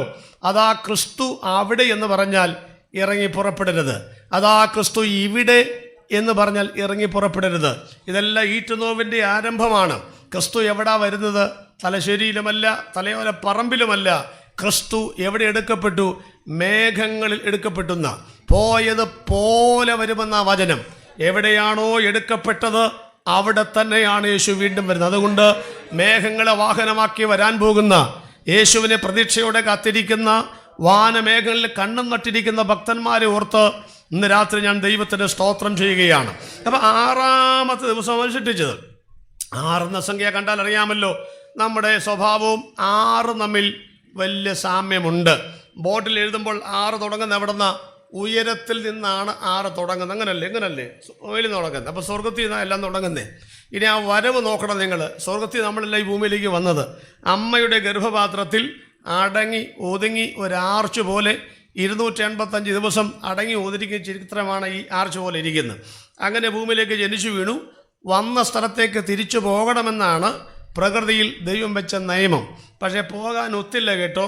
ഇങ്ങനെ തിരിച്ചു പോകാൻ പകുതി വഴി എത്തിയപ്പോഴേക്കും അരുത് എന്ന് പറഞ്ഞ പഴം പറിച്ചു തിന്ന് മേലോട്ട് പോകാതെ ഗതി മാറി ഒഴുകുന്ന പുഴ പോലെ വളഞ്ഞു കുത്തി നിൽക്കുന്ന ചിത്രമാണ് എന്തോന്ന് 6 എന്ന് പറയുന്നത്. അങ്ങനെയാണല്ലോ മനുഷ്യൻ്റെ സ്വഭാവം. അരുത് എന്ന് പറയാൻ പോയാൽ അബദ്ധമേ കാണിക്കൂ. അങ്ങനെ കുഴപ്പം നമുക്കുണ്ട്. ഈ ആദാമും നമ്മളും തമ്മിൽ ഒത്തിരി അകന്ന ബന്ധമൊന്നും അല്ലെന്നേ. സ്വഭാവം നോക്കിയാൽ ഫസ്റ്റ് കസിനാണെന്ന് വേണമെങ്കിൽ പറയാം. ആദാമിനോട് പറഞ്ഞു അത് തിന്നരുത്. അപ്പോഴേ പുള്ളി ചിന്തിച്ചു എന്നാൽ പിന്നെ തിന്നിട്ടേ കാര്യമുള്ളെന്ന്.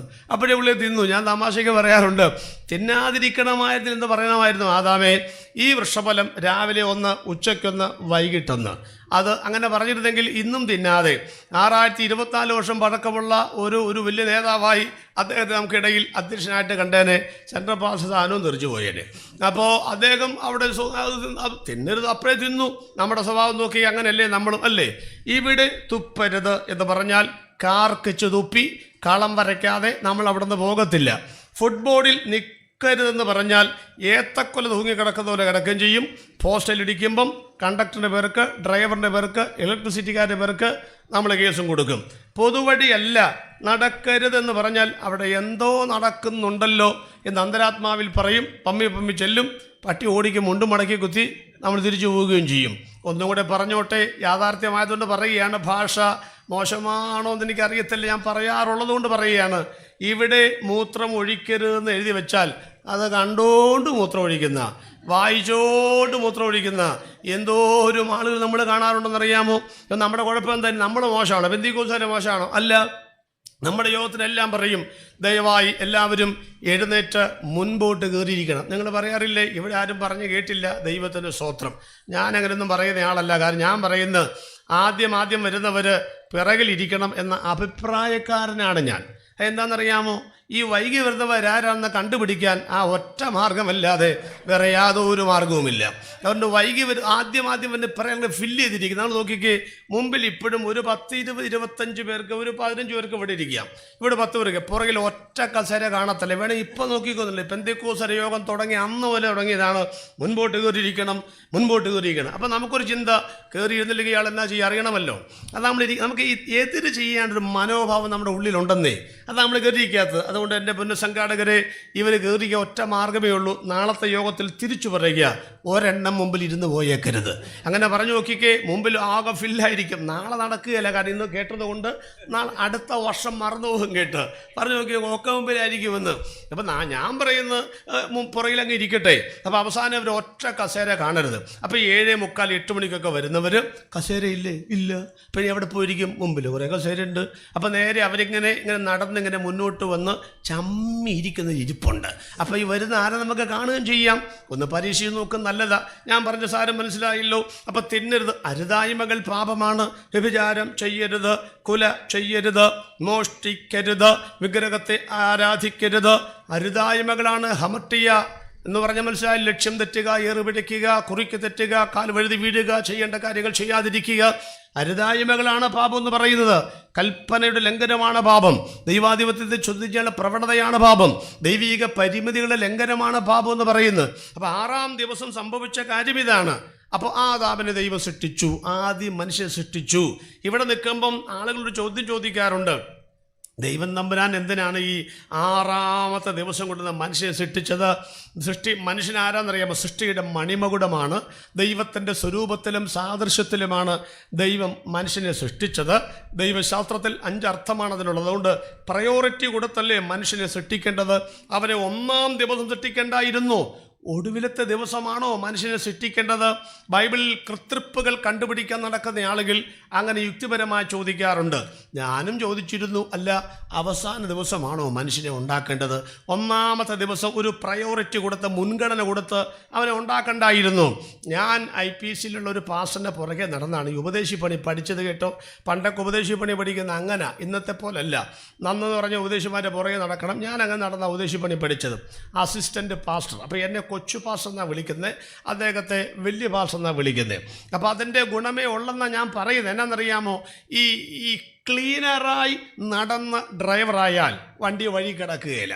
വണ്ടിയുടെ ബോണറ്റ് പൊക്കി ഏതൊക്കെ സ്വിച്ച് കടിച്ചു പിടിച്ച്, വയറൊക്കെ കടിച്ചു പിടിച്ച്, കൂട്ടി ഒപ്പിച്ച്, പത്രക്കാരെയൊക്കെ വിളിച്ച് തള്ളിക്ക് അവൻ വീട്ടിൽ കൊണ്ടുപോയിരിക്കുന്നേ. ഡ്രൈവിംഗ് സ്കൂളിൽ പോയി ഡ്രൈവിംഗ് പഠിച്ചാൽ വണ്ടി കേടാൽ അവിടെ കിടക്കും. കാരണം ബോണറ്റ് പൊക്കുന്ന സ്വിച്ച് പോലും എവിടാന്ന് ഇതുവരെ അവന് പിടികിട്ടിയിട്ടില്ല.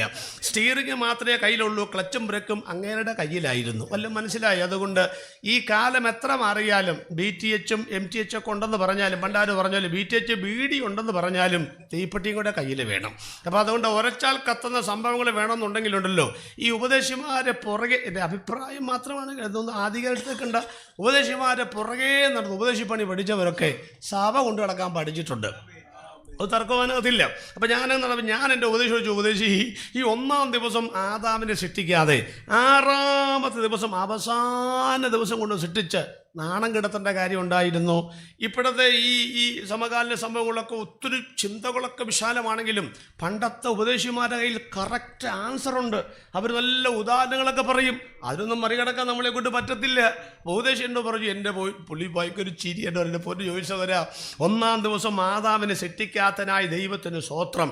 ഞാൻ പറഞ്ഞു അതന്നെ, മനുഷ്യൻ ഒന്നാമത് ഈ പൊങ്ങച്ചത്തിന് PhD എടുത്തവനാണെന്നേ, കണ്ടമാനം ബ്ലണ്ടർ അടിക്കുമെന്നേ. ഇപ്പം നമ്മുടെ യോഗത്തിൽ എത്ര പേരുണ്ടെന്ന് ചോദിച്ചാൽ ഒരു ഏകദേശ കണക്കുണ്ട്.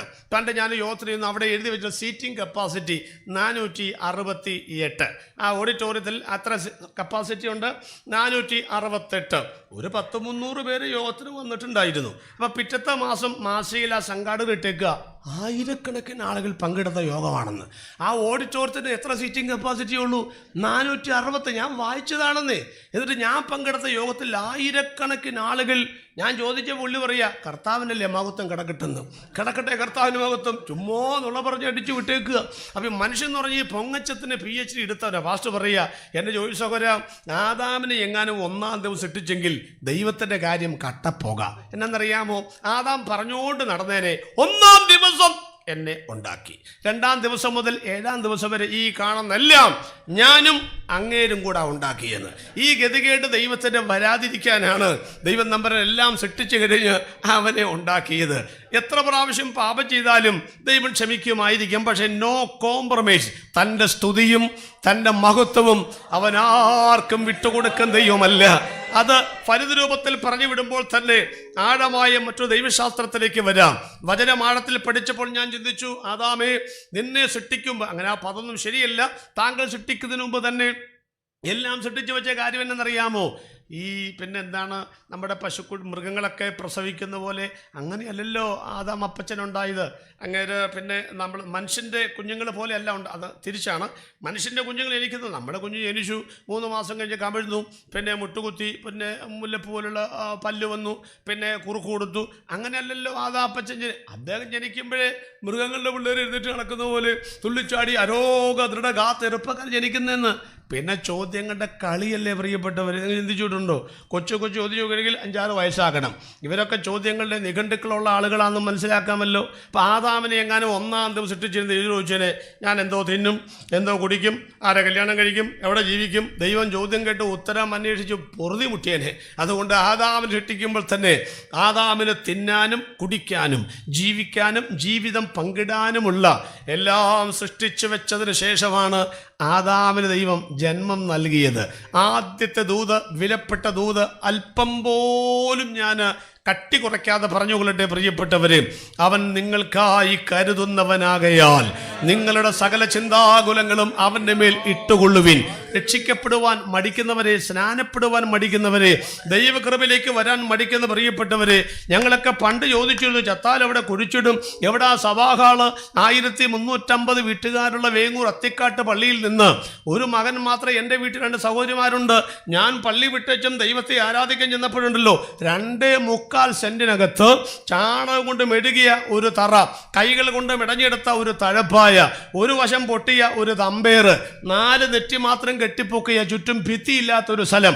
ആളുകൾ കടന്നുപോയി അന്നൊക്കെ വെളുക്കിരിക്കുന്ന 1-2 മലമൂത്ര വിസർജനം നടത്തുന്ന ഒരു ഊടുവഴിയിലാണ് ഞങ്ങളുടെ സഭാകാളിരിക്കുന്നത്.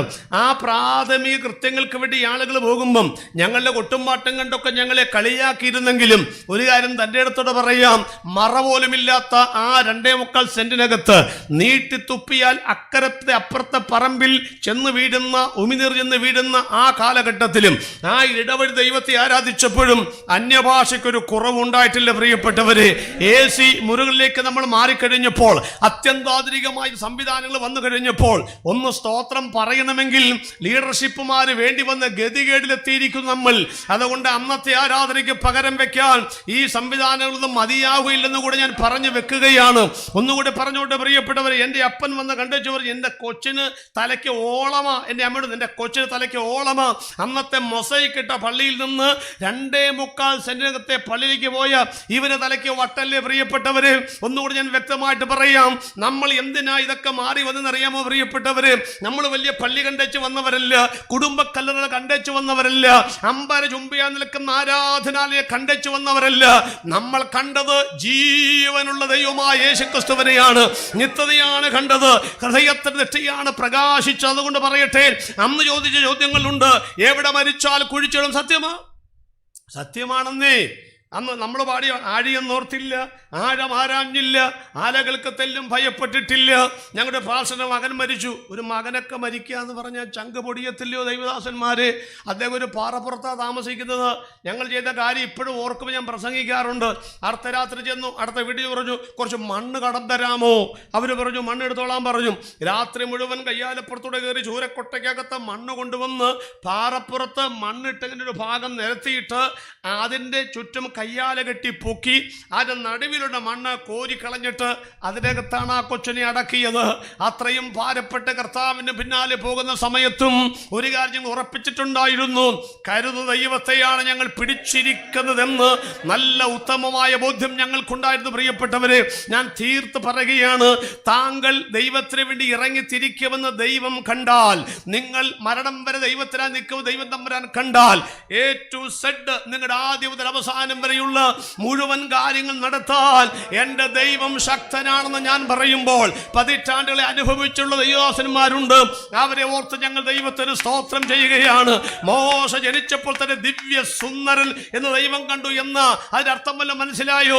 അവൻ വളർന്നു വരുമ്പോൾ മിസ്രയീമിന്റെ താൽക്കാലിക ഭോഗങ്ങളെക്കാൾ ദൈവജനത്തോടുകൂടെ കഷ്ടം അനുഭവിക്കുന്നത്, മിസ്രയീമിലെ നിക്ഷേപങ്ങളെക്കാൾ ക്രിസ്തുവിന് നിന്ന് വലിയ ധനമെന്ന് എണ്ണുന്ന അവൻ അങ്ങനെ എണ്ണുമെന്ന് കണ്ടപ്പോൾ, ഒരു മനുഷ്യന്റെ ആവശ്യം ആരംഭിക്കുന്ന അമ്മിഞ്ഞപ്പാൽ കുടിച്ചുകൊണ്ടാണ്. ഒരു മനുഷ്യന്റെ അവസാനത്തെ ആവശ്യം എന്നാണെന്നറിയാമോ? നാട് വിട്ടുപോയ മകനെ കാണുന്നതല്ല, പിന്നെന്താണെന്നറിയാമോ? ഒരു ശവപ്പെട്ടിയാണ്. ശവപ്പെട്ടിക്കകത്ത് അടക്കം ചെയ്ത് കഴിഞ്ഞ് 10-40 ദിവസം കഴിയുമ്പോൾ അടിയന്തരമായി മറ്റു പലതും ആവശ്യമുണ്ടെന്ന് ആർക്കാണ്ടൊക്കെ തോന്നിയിട്ടുണ്ടെങ്കിലും ഞങ്ങൾക്ക് അതൊന്നും വലിയ അടിയന്തര ആവശ്യമായി തോന്നിയിട്ടില്ല. മനുഷ്യന്റെ ആദ്യത്തെ ആവശ്യം അമ്മിഞ്ഞപ്പാലാണ്, അവസാനത്തെ ആവശ്യം ഒരു ശവപ്പെട്ടിയാണ്. മോശ ദൈവത്തിനായി ഇറങ്ങിത്തിരിക്കുമെന്ന് കണ്ടപ്പോൾ അവൻ കുടിച്ച മുലപ്പാലിന്റെ പണം സ്വർഗം പേയ്മെന്റ് ചെയ്യുവാനിടയായി. അവനെ അടക്കിയ പെട്ടി ഏതാണെന്നറിയാമോ നിങ്ങൾക്ക്? 3000 രൂപയ്ക്ക് മുരിക്കിന്റെ പെട്ടി മേടിച്ച് 2000 രൂപയ്ക്ക് വർണ്ണക്കടലാസ് ഒട്ടിച്ച് 12,000 രൂപ കടയിൽ കൊടുക്കുന്ന ശവപ്പെട്ടിക്കകത്തെല്ലാം നെബോ പർവ്വത്തിൽ പിസ്കാ മലമുകളിൽ എന്റെ മടിയിൽ കിടന്ന് ഉറങ്ങിക്കോളാൻ പറഞ്ഞെന്ന് ദൈവമാണ് അവനെ അടക്കിയതെങ്കിൽ ആ പെട്ടി ഏതാണെന്ന് പറയാൻ എന്നെ കൊണ്ട് പറ്റത്തില്ല. പ്രിയപ്പെട്ടവരെ, ഇന്ന് പകൽ ഒന്നുകൂടെ ഉറപ്പിച്ച് പറയുകയാണ്, ഈ ദൈവത്തിനായി ഇറങ്ങി വരാൻ, ഈ ദൈവത്തിനായി വേദപുസ്തകം പിടിക്കാൻ, രക്ഷിക്കപ്പെടാൻ, സ്നാനപ്പെടാൻ, അഭിഷേകത്തിലേക്ക് വരാൻ, ദൈവസഭയിലേക്ക് വരാൻ, അന്യഭാഷയും ആരാധനയുമുള്ള ദൈവിക കൂട്ടായ്മയിലേക്ക് വരാൻ ഇന്ന് രാത്രി ഞങ്ങൾ നിങ്ങളെ ചലഞ്ച് ചെയ്യുകയാണ്. അവൻ നിങ്ങൾക്കായി കരുതവരാകയാൽ ആ കരുതൽ കഴിഞ്ഞ കാലം അനുഭവിച്ചിട്ടുള്ളവരെ കരമൊന്ന് ചേർത്തടിച്ചോ. ഇന്ന് രാത്രിയിൽ ഈ ദൈവത്തെ ഒന്ന് സ്തുതിച്ച് മഹത്വപ്പെടുത്തണം.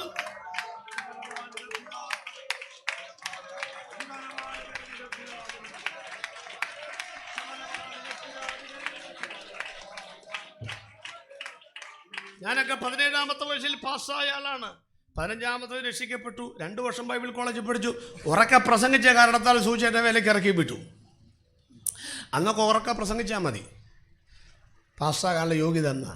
സർട്ടിഫിക്കറ്റ് പോലും തന്നില്ല. പിന്നീട് ആ പലതൊക്കെ മേടിച്ചെടുത്ത്. കണ്ടോ എൻ്റെ പ്രിയപ്പെട്ടവരെ, ഈ ഉപദേശിമാരായിട്ടൊക്കെ നടക്കുന്നത് നിങ്ങൾ ശ്രദ്ധിച്ചാണ്ടിരിക്കുന്നു. കണ്ടോ എത്ര ഉപദേശിമാരാണ്. നമ്മുടെയൊക്കെ ഇരിപ്പം മട്ടും കണ്ടു കഴിഞ്ഞാൽ വെള്ളക്കൊക്കെ ഇങ്ങനെ മീനെ പിടിക്കാതിരിക്കുന്നവർ എന്നാ സ്റ്റാൻഡേർഡാ, എന്നാ രീതിയാ. ഞാൻ കല്യാണം കഴിച്ചെൻ്റെ ഭാര്യ വീട്ടിൽ ചെന്നപ്പം അവർക്കൊന്നും അറിയത്തില്ല. അവർ ചോദിക്കുക, എന്നോട് ചോദിക്കുക, അപ്പോൾ എൻ്റെ ഭാര്യ TPM കാരിയാണ് കേട്ടോ. അപ്പോൾ അവിടുത്തെ TPM ഉപദേശിമാരെ കണ്ടേ. അപ്പോൾ എന്നോട് ചോദിക്കുക, അളിയൻ എന്നാ വരുമാനം? ഞാൻ പറഞ്ഞു എന്നാ വരുമാനം, ഇത് മെയിനാണോ സൈഡാണോ? ഞാൻ പറഞ്ഞു ഇത് മെയിനാ, സൈഡല്ല. അപ്പോൾ പറഞ്ഞു എന്തോ വരുമാനമുണ്ട്, ദൈവം നടത്തുന്നു. എങ്ങനെ? വിശ്വാസത്തെ. ഞങ്ങൾക്കൊന്നും ശ്വാസമില്ലേ? ഞാൻ 4-ാം പക്കം കല്യാണം ചെല്ലുമ്പോഴാണ്, മറുപടി കല്യാണം ചെല്ലുമ്പോഴാണ് കൂടെ ഓർത്തോളാം. ഒറ്റയ്ക്ക് രക്ഷിക്കപ്പെട്ടതല്ലയോ ഭാര്യ. അവസാനം ഒരാൾ ചോദിക്കുക, എപ്പോൾ നോക്കിയാലും നല്ല അലക്കി തേച്ച് വെളുത്ത് നല്ല ഒന്നാന്തരം. അന്നൊക്കെ സൂപ്പർ വെയിറ്റും ഷിഫാൻ ഷൈനൊക്കെ, ഷിഫാൻ പിന്നെ വന്നതല്ലയോ, ഉജാലയൊക്കെ മുക്കിയാൽ നടക്കാൻ പറയാം. എപ്പോൾ നോക്കിയാലും നല്ല വെള്ളയാണല്ലോ, അതിന് മാത്രം കിട്ടുന്നുണ്ടോ? ഞാൻ പറഞ്ഞു അതിന് മാത്രമേ ഉള്ളൂ. കാരണം അന്ന് ഞങ്ങളുടെ ഓഫറിങ് 16 രൂപയാണ്. അപ്പോൾ അതിന് മാത്രമേ ഉള്ളെന്ന്. തിന്നില്ലേലും വേണ്ടില്ല, കുടിച്ചില്ലേലും വേണ്ടില്ല. ഈ കീറിയതാണെങ്കിൽ ഇങ്ങനെ കുട്ടപ്പനായിട്ട് നടക്കുകയാണെന്ന്. എൻ്റെ പ്രിയ ഞങ്ങളുടെ ഉപദേശിമാരൊക്കെ നടപ്പുകൾ കണ്ടിട്ടുണ്ടോ? വരുന്ന വരവ് കണ്ടാൽ കൊമ്പനാന വരുന്ന പോലെ പക്ഷെ വരുമാനം എന്നാന്നോലും പിടികിട്ടിയിട്ടുണ്ടോ? ഞാൻ എപ്പോഴും എനിക്ക് ഈ വേലക്കാരെ ഭയങ്കര ഇഷ്ടമാണ്. ഞാനൊരു പ്രസ്ഥാനത്തിൻ്റെയൊക്കെ ചെറിയ തോതിലൊക്കെ ലീഡർഷിപ്പൊക്കെ വഹിക്കുന്നയാളാ. ഞാൻ പറയും എല്ലാവർക്കും ശമ്പളമെന്നാ, ഉപദേശിമാർക്ക് ശമ്പളമെന്നല്ല, സപ്പോർട്ടെന്നാ. മനസ്സിലായോ? അങ്ങനല്ലേ അങ്ങനെ സപ്പോർട്ട് എന്നാ. ഇനി സപ്പോർട്ട് എന്ന് പറഞ്ഞാൽ വല്ല മനസ്സിലായോ? സെൻട്രൽ പാസ്റ്റർമാർ വ്യാഖ്യാനം പറഞ്ഞു തരും. കൊലച്ചു വരുന്ന വാഴയ്ക്ക് കൊടുക്കുന്ന ഊന്നിൻ്റെ പേരാണ് എന്തോന്ന്? സപ്പോർട്ട് എന്ന് പറഞ്ഞു. അതുകൊണ്ട് അവർ സെൻട്രൽ പാസ്റ്റർ മോനിജി പാസ്റ്ററൊക്കെ പറഞ്ഞു, അത് നിങ്ങളുടെ വാഴക്കൊല മൂക്കുമ്പോൾ ഈ സപ്പോർട്ട് എന്ത് ചെയ്യും? പിൻവലിക്കും എന്ന് പറഞ്ഞാൽ നമ്മളെ വിറ്റ കാശ് പാസ്റ്ററിൻ്റെ കയ്യിലുണ്ട് എന്ന് പറഞ്ഞാൽ ഈ എപ്പോഴാണോ ഈ വാഴക്കൊല മൂക്കുന്നത് അപ്പോൾ സപ്പോർട്ട് പിൻവലിക്കും. അപ്പം നമ്മളെ പാസ്റ്റർമാരെ വിറ്റ കാശ് പാസ്റ്ററിൻ്റെ കയ്യിലുണ്ട്, പക്ഷേ സെൻട്രൽ പാസ്റ്ററെ വിറ്റ കാശ് നമ്മുടെ കയ്യിലുണ്ട്. എന്താ പറയുക, നമ്മുടെ വാഴക്കൊല ഒരിക്കലും മൂക്കുകയല്ല. അതാ ഞങ്ങളുടെ വാഴക്കൊല മൂക്കുന്ന പ്രശ്നമില്ല. കാരണം ആകപ്പാടെ കിട്ടുന്ന സപ്പോർട്ട് പിൻവലിച്ചപ്പോൾ എങ്ങനെ ജീവിക്കുമെന്ന് 500ഉം 1000-ത്തിനൊക്കെ ജീവിക്കുന്ന ഞങ്ങളുടെയൊക്കെ ഈ പ്രത്യാശയുടെ കാര്യമെന്നാന്ന് വല്ലതും മനസ്സിലായോ പ്രിയപ്പെട്ടവരെ? കരുതുന്ന ഒരു തമ്പുരാനാണെന്ന് പെൺകുട്ടികൾ ഉള്ളവരോട് ഞാൻ പറയുകയാണ്. വിദ്യാഭ്യാസത്തിന് വിഷമിക്കുന്ന കർത്തദാസന്മാരോട് പറയുകയാണ്, ലോകമെല്ലാം അക്കാര്യത്തിൽ വലിയ ശേഖരങ്ങൾ നടത്തുമ്പോൾ തക്ക സമയത്ത് കരുതുന്ന ഒരു കർത്താവ്. ആദാമേ, താങ്കൾ ജനിക്കുമ്പോൾ തന്നെ ഹവ്വായെ കരുതുവാൻ ദൈവത്തിന് കഴിയുമെങ്കിൽ, അബ്രഹാമേ ഇസഹാക്കിനെ മോറിയാവിൽ അർപ്പിക്കപ്പെടുമ്പോൾ തന്നെ ഞാൻ വായിച്ചിട്ടുണ്ട്, ഇസഹാക്കിനേക്കാൾ 1 വയസ്സ് മൂത്ത കോലാടാണ് അവിടെ അറുക്കപ്പെട്ടതെന്ന് വായിച്ചിട്ടുണ്ട്. കാരണം കൊമ്പ് കാട്ടിൽ കുരുങ്ങണമെങ്കിൽ ഇത്ര വയസ്സ് കൊമ്പിന് വളർച്ച വേണം. അങ്ങനെയാണെങ്കിൽ ഇസഹാക്ക് ജനിക്കുന്ന 1 കൊല്ലം മുൻപ് അവന് വേണ്ടി യാഗമായി തീരാനുള്ള ഒരു കോലാട്ടുകുട്ടി ജന്മം നൽകുവാൻ എന്റെ ദൈവത്തിന് കഴിയുമെങ്കിൽ, 4000 വർഷങ്ങൾക്ക് മുൻപ് യേശുവിനെ കരുതുവാൻ ദൈവത്തിന് കഴിയുമെങ്കിൽ, ഏലിയാവേ നീ കരീത്തിൽ വന്നിരിക്കും മുൻപ് നൈജീരിയയിൽ നിന്ന് വരുന്ന, ശരിയാണെങ്കിൽ അങ്ങനെ വായിച്ച അറിവായി പറയുന്നത്, നൈജീരിയയിൽ നിന്ന് 3 മീറ്റർ നീളമുള്ള റാവേൽ എന്ന വിഭാഗത്തിൽപ്പെട്ട 10 കിലോ ഭാരം ചുമക്കുവാൻ കഴിയുന്ന ഒരു കാക്കയെ കൊണ്ടുവരാൻ ദൈവത്തിന് കഴിയുമെങ്കിൽ, അതൊന്നും ഇന്ന് ചരിത്രത്തിലില്ല പ്രിയപ്പെട്ടവരെ.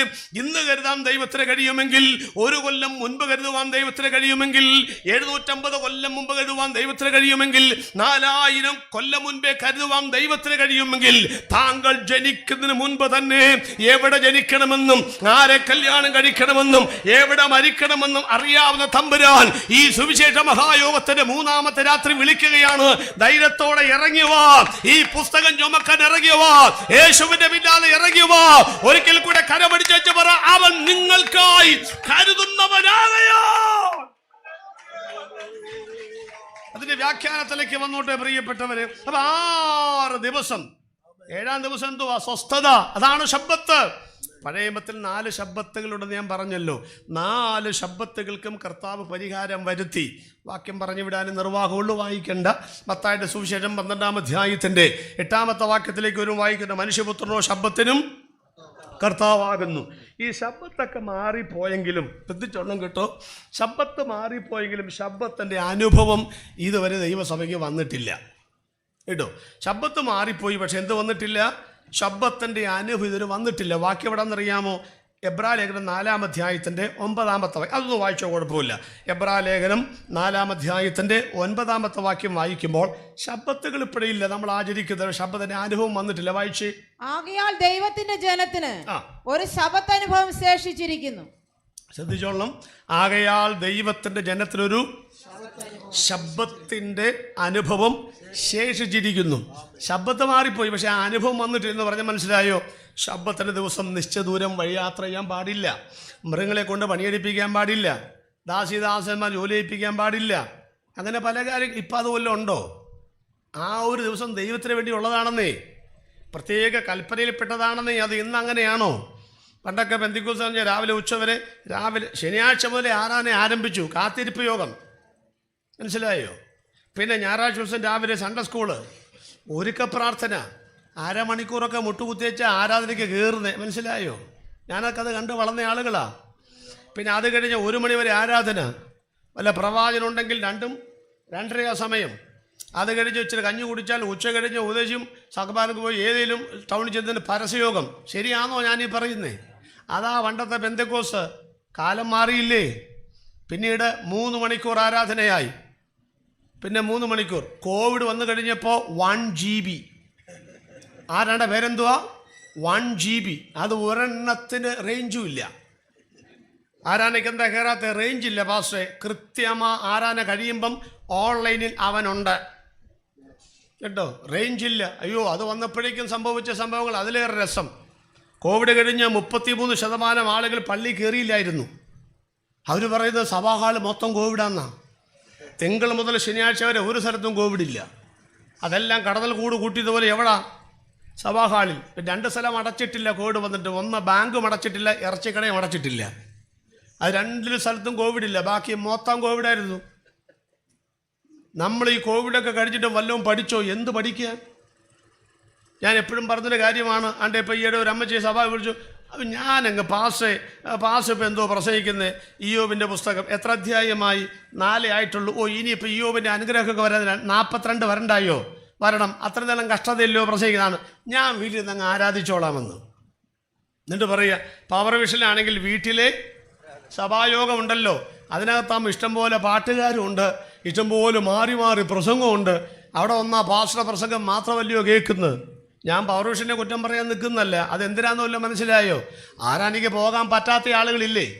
ശാരീരിക ക്ഷീണമുള്ളവരില്ലേ? അവർക്ക് വേണ്ടിയാണത് വെച്ച്, നമുക്ക് വേണ്ടി വെച്ചിരിക്കുന്നതാണോ അത്? അല്ലെന്ന്. പാസ് അങ്ങോട്ട് വിഷമിച്ചു. ഒന്നും പറയാനൊക്കത്തില്ലല്ലോ. എന്നിട്ട് പറയും, ഇഷ്ടംപോലെ പാസ്റ്റർമാർ ടി വിക്കകത്തുള്ളൂ, ഞാൻ അങ്ങോട്ട് വരുന്നില്ലെന്ന്. 2 ദിവസം കഴിഞ്ഞപ്പോൾ അപ്പച്ചൻ കുളിമുറി കാല് തന്നെ വീണു. ഉടനെ വിളിച്ചു, പാസ്റ്റേ എന്തോ ഓടി വരും. ഇപ്പം അങ്ങനെ ഒരു ശിശുടെയും കൂടെ ഞങ്ങൾക്കുണ്ടെന്നറിയാമോ? പിള്ളേരെല്ലാം വിദേശത്തായതുകൊണ്ട് ഇവരെ മരുന്ന് പിടിക്കാൻ കൊണ്ടുപോകുന്നു, ആശുപത്രി കൊണ്ടുപോകുന്നു, റേഷൻ മേടിച്ച് കൊടുക്കുന്നതൊക്കെ ഞങ്ങളുടെ പണിയാണ്. ഇപ്പം അവരെ ബന്ധുക്കാരോടല്ല ചോദിക്കുക, ഞങ്ങളുടെ അപ്പച്ചനും അമ്മയ്ക്കും എങ്ങനെയാണ് ഞങ്ങളാണ് ചോദിക്കുന്നത്. മൊത്തം ഉത്തരവാദിത്വം നമുക്കായി. ഇപ്പം എന്തെല്ലാം പണിയാണെന്നറിയാമോ ഞങ്ങൾക്ക്? അങ്ങനെ അപ്പം പാസ്റ്റേ ഓടി വായോ. പാസ്റ്റർ മിടുക്കല. പാസ്റ്റർ എന്നാ പറ്റി?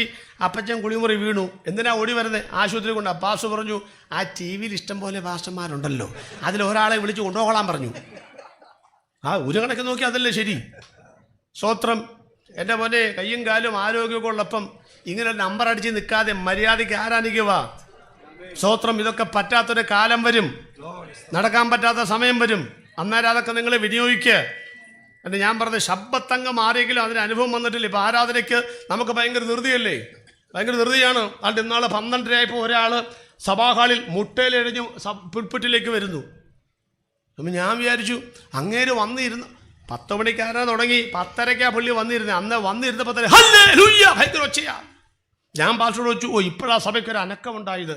പുള്ളി വന്നപ്പം നല്ല ആത്മീയനല്ലേ. പാസ്റ്റർ പറയുക, 4 ആഴ്ചയായി വന്നിട്ട്, ഇനി 4 ആഴ്ച ഞാൻ വരത്തുള്ളൂ. 8 ആഴ്ചയിൽ ഒരുമിച്ച് പറഞ്ഞ രംഗമാകുന്നു. അപ്പോഴെനിക്ക് ഹല്ലേയുടെ ശക്തി മനസ്സിലായത്.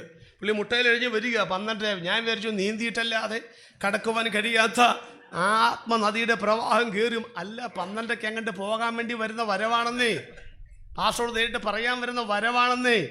എൻ്റെ പ്രിയപ്പെട്ടവരെ, ഈ സഭായോഗത്തിലും ആരാധനയ്ക്കൊക്കെ നമ്മൾ കാണിക്കുന്ന ഈ അസ്വസ്ഥതകൾ, സമയത്തിന് മറ്റെന്തിനും നമുക്ക് ഒത്തിരി സമയമുണ്ട് ഇല്ലേ? ഒത്തിരി സമയമുണ്ട്. ഇതിന് മാത്രമാണ് കാണിക്കുക. അസ്വസ്ഥതകൾ വർദ്ധിച്ചു വരികയാണ്. നോഹയുടെ കാലം തിന്നാനും കുടിക്കാനും കളിക്കാനും മാത്രം സമയത്താണ് ഏറ്റവും കൂടുതൽ സമയമുള്ളത്. അപ്പോൾ നിങ്ങൾ മനസ്സിലാക്കണം, ഈ ശബ്ദത്ത് മാറിയെങ്കിലും അനുഭവം വന്നിട്ടില്ല. ആ അനുഭവം എപ്പോഴാണ് വരുന്നറിയാമോ? 7-ാം ദിവസമാണ്. വിഷയത്തിലേക്ക് വരാം. എന്താ 7-ാം ദിവസം എന്ന് പറയുന്നത്? ആദാം മുതൽ അബ്രഹാം നോഹ കാലഘട്ടം 2000 കൊല്ലമാണ്. കണക്ക് പെട്ടെന്ന് പിടിച്ചോളാം. അവിടെ മുതൽ യേശുക്രിസ്തു 2000 വർഷമായി. അപ്പം 2 4000 വർഷമായി. യേശുക്രിസ്തുവിൽ ഇന്ന് വരെ എത്ര വർഷമായി? 2024 കൊല്ലം. അപ്പം മൊത്തം എത്രയായി? 6024 കൊല്ലമായി. ഇവിടെയും നിങ്ങൾക്ക് ചോദിക്കാം, നിങ്ങൾക്കല്ല, ആളുകൾ ചോദിക്കും, അല്ല പുരാതനമായ പട്ടണങ്ങളുടെ അവശിഷ്ടങ്ങൾ കണ്ടെടുക്കുന്നുണ്ടല്ലോ, കോടിക്കണക്കിന് വർഷങ്ങൾ പഴക്കമുള്ള ദിനോസറിലെ ഫോസിൽ കണ്ടെടുക്കുന്നുണ്ടല്ലോ. അപ്പോൾ ഇവിടെ മനുഷ്യണ്ടായിട്ട് ആകപ്പാടെ 6024 കൊല്ലമേ ആയിട്ടുള്ളത്. എങ്ങനെ ശരിയാക്കാം? ഉൽപ്പത്തി പുസ്തകം 1-ാം അധ്യായത്തിൻ്റെ 1-ാമത്തെ വാക്യത്തിനും 2-ാമത്തെ വാക്യത്തിനും ഇടയിൽ 4 തിയറികളുണ്ടെന്ന് അറിയാമല്ലോ. യോം തിയറിയുണ്ട്, ഗ്യാപ് തിയറിയുണ്ട്, തിരുമൽ സിദ്ധാന്തമുണ്ട്, ദിവസങ്ങളെ 1000 സംവത്സരങ്ങളെ കാണുന്ന സിദ്ധാന്തമുണ്ട്. അത് പഠിക്കുമ്പോൾ ഈ കാര്യങ്ങളൊക്കെ ശരിയാകും. ഈ കൺവെൻഷൻ വേദിയിൽ ഉള്ള സമയമില്ല, ഞാൻ വിട്ടുപോവുകയാണ്. അപ്പം ഇങ്ങനെ വേണമെങ്കിൽ പറയാം, ഇന്ന് നാം ചവിട്ടി നിൽക്കുന്ന ഈ ഭൂമിയിലെ ആദ്യ മനുഷ്യനാണ് ആര്? ആദാം. ചോദ്യം ഉണ്ടെങ്കിൽ 9-ന് ശേഷം നമുക്ക് സംസാരിക്കാം. അത്രയേ ഉള്ളൂ. ആദാം.